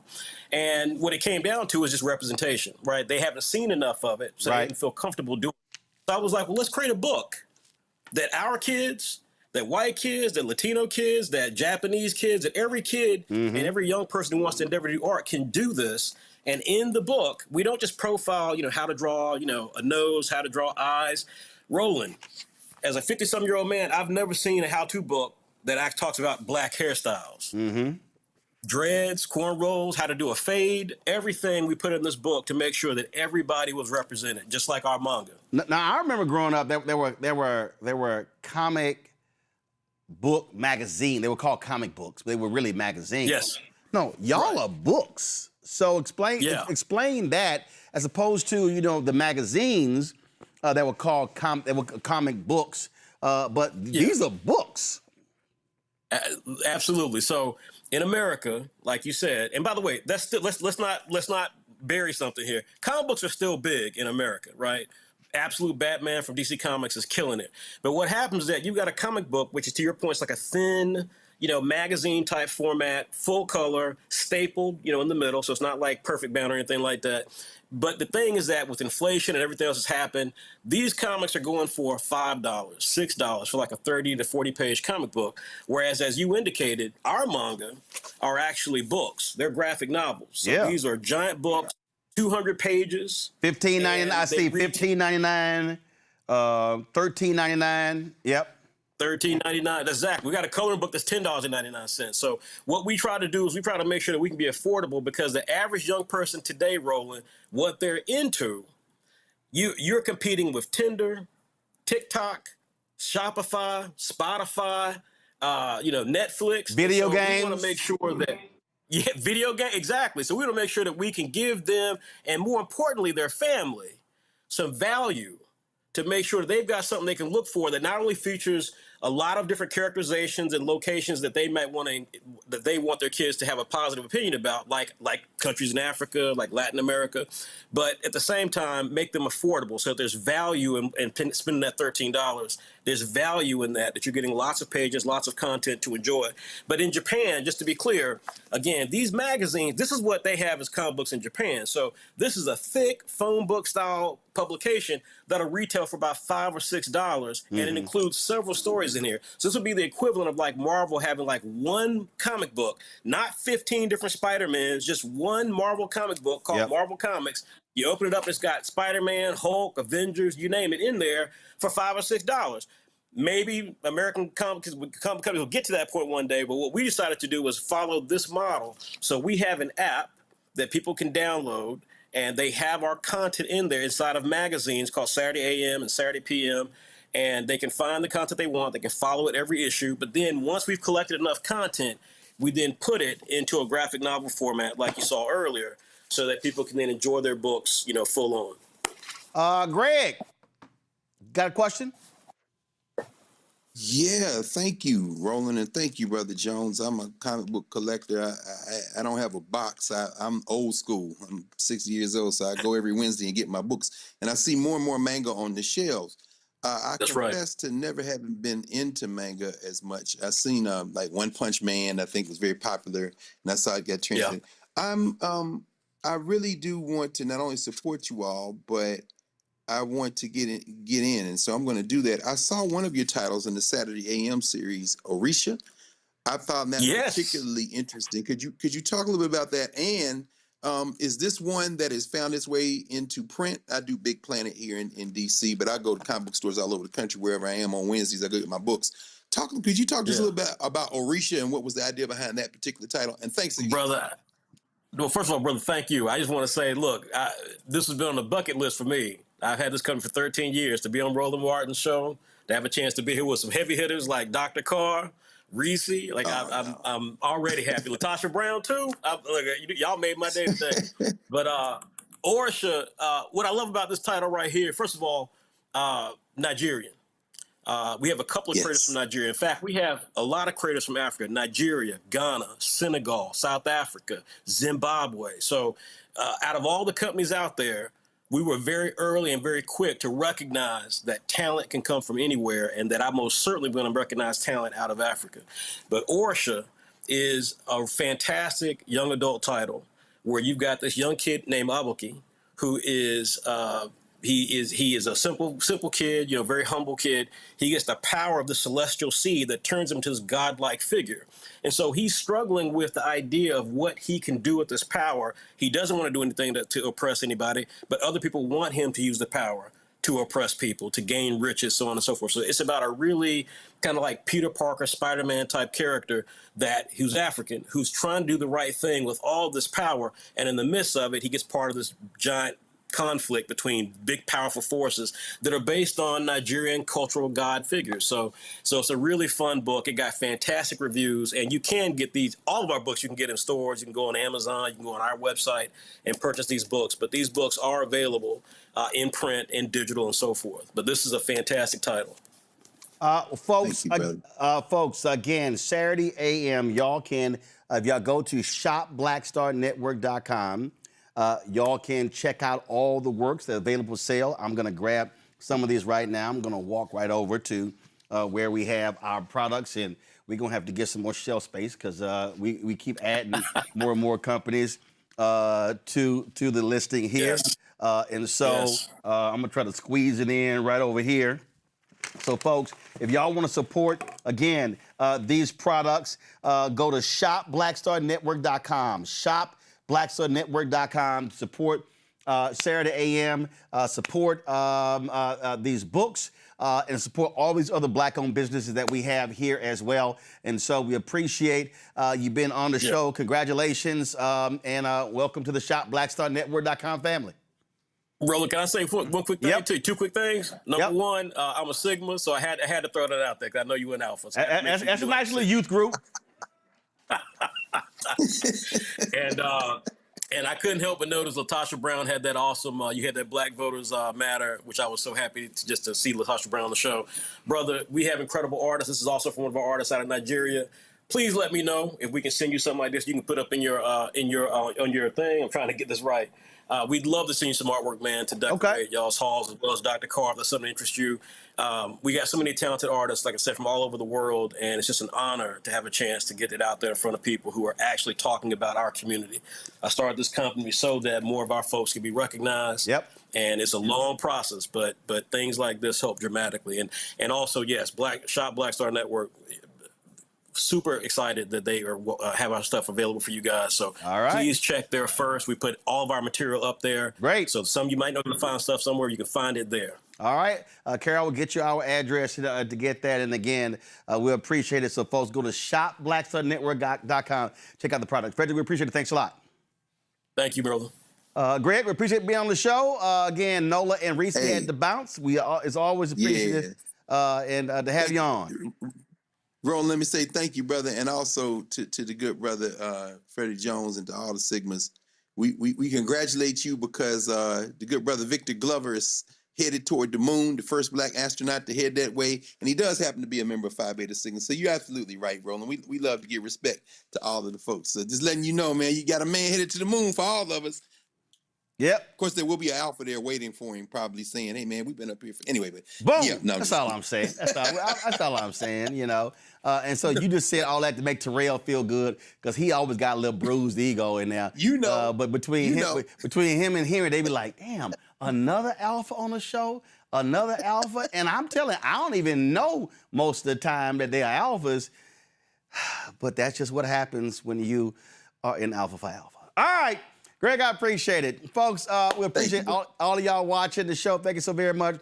Support the work that we do. It's critically important that you give. Folks, I'm telling y'all, we talked about with Black Voters Matter, talk about what we do. We got to fund our own liberation. If you want to contribute to us via Cash App, use the Stripe QR code. You see it right here. That's for credit cards as well.